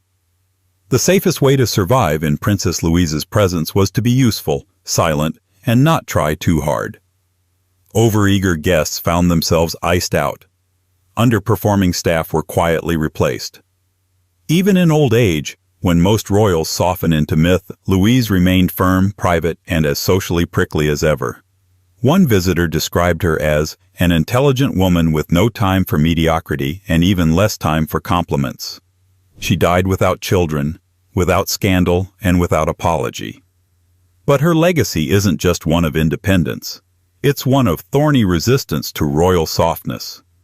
In a palace of performance, she refused to act. And while Louise's sharpness was intellectual and aristocratic, the next royal in our cavalcade of difficult personalities took a more managerial approach to cruelty. Because Princess Beatrice, Victoria's youngest and most dutiful daughter, didn't lash out. She managed people into the ground. 33. Princess Beatrice, daughter of Queen Victoria. If you've never heard much about Princess Beatrice, it's because she spent most of her life ensuring that you wouldn't. Not because she lacked significance. On the contrary, Beatrice was the favored youngest child of Queen Victoria and held an iron grip on her mother's legacy, but because she orchestrated her life with the efficiency and joylessness of a royal filing cabinet. Where her sister Louise was sharp and free-thinking, Beatrice was cold, obedient, and terrifyingly meticulous. If Louise made you feel stupid, Beatrice made you feel like an interruption. She wasn't born to be a revolutionary. She was born to preserve the status quo. Unfortunately for everyone around her, that meant preserving herself at the center of it. From childhood, Beatrice was raised as the dutiful daughter, the one who would never leave her mother's side, who would do what was asked without fuss or rebellion. Queen Victoria, mourning the death of Prince Albert, clung to Beatrice like a lifeline. She was only 4 when her father died, but by her teenage years, she was being groomed less as a royal and more as a permanent emotional support system. The problem? Beatrice believed this was noble. Everyone else believed it was exhausting. Even as a young woman, Beatrice was known for her commanding silences and demanding presence. She wasn't a dramatic figure, no public tantrums or theatrical outbursts. Her version of cruelty was procedural, slow-burning, and wrapped in the velvet of obligation. She didn't yell at staff. She corrected them with frost. She didn't scold publicly. She summoned people privately and let them leave humiliated by a single raised eyebrow. If Louise wounded with wit, Beatrice stifled with structure. Staff members would often describe her as unpleasant to work with, not because she was overtly unkind, but because she treated every interaction like a minor disciplinary hearing. Requests were met with clipped replies. Mistakes were greeted with silence, then with notes, then with consequences. One servant recalled being summoned to her room after misplacing a handkerchief, only to receive a 10-minute correction on the proper folding technique, followed by 2 weeks of chilly detachment. She never said, "You're forgiven," because in her world, forgiveness was an unnecessary risk. Better to make the person feel wrong indefinitely. And she didn't limit this behavior to staff. Family members, too, came in for the full Beatrice experience. After her marriage to Prince Henry of Battenberg, an event Queen Victoria tried hard to discourage, Beatrice moved nowhere. Henry was absorbed into the Queen's household like an extra piece of furniture. The couple's lives revolved entirely around Victoria, and Beatrice enforced that arrangement with the vigor of a royal warden. When Henry died during a military campaign, Beatrice didn't retreat into grief. She tightened. Her world shrank to two obsessions: her duty to the crown and her duty to her mother's memory. The result? A decades-long crusade of erasure, control, and stubborn preservation. Beatrice's most enduring legacy might be her editorial grip on Queen Victoria's journals. After the monarch's death, Beatrice spent years, decades, painstakingly transcribing the Queen's massive archive by hand. Not for archiving, for editing. She rewrote them in neat, controlled script, removing what she deemed inappropriate, too personal, or irrelevant, which is a Victorian euphemism for anything that didn't flatter her, her mother, or the life she had constructed around duty. In doing so, she managed to both preserve and sanitize one of the most important historical documents in British royal history. Historians still lament what was lost in Beatrice's mission of moral clarity. But Beatrice didn't care about historical complexity. She cared about the image. She believed in her role, and she believed in controlling the narrative, even if it meant redacting her own personality from the record. To be close to her was to live under constant scrutiny. She expected order, silence, and reverence. Her own children found her emotionally unavailable, and her grandchildren often described her as stern, stiff, and distant. Warmth was not part of her vocabulary. Precision was. She didn't argue, she corrected. She didn't punish, she distanced. And if you made a mistake, it was remembered, possibly for decades. Beatrice lived to be 87. She outlasted many of her siblings and saw the monarchy change around her, but she never changed with it. Even in her final years, she continued to serve as the self-appointed curator of royal memory, maintaining the tone, editing the details, and quietly judging everything that failed to meet her standard. She wasn't dramatic. She wasn't flashy. She didn't need to be. Because Princess Beatrice wasn't just raised to serve the monarchy, she became its cold breath. Formal, precise, untouchable. The sort of royal who didn't make enemies. She made people too nervous to become one in the first place. But Beatrice's brand of severity would soon meet its match in a future king who had absolutely no interest in being severe or subtle. Because the next royal didn't use silence to intimidate. He used insults, sarcasm, and flamboyant entitlement. King Henry VIII may have been terrifying, but King James I, he was exhausting.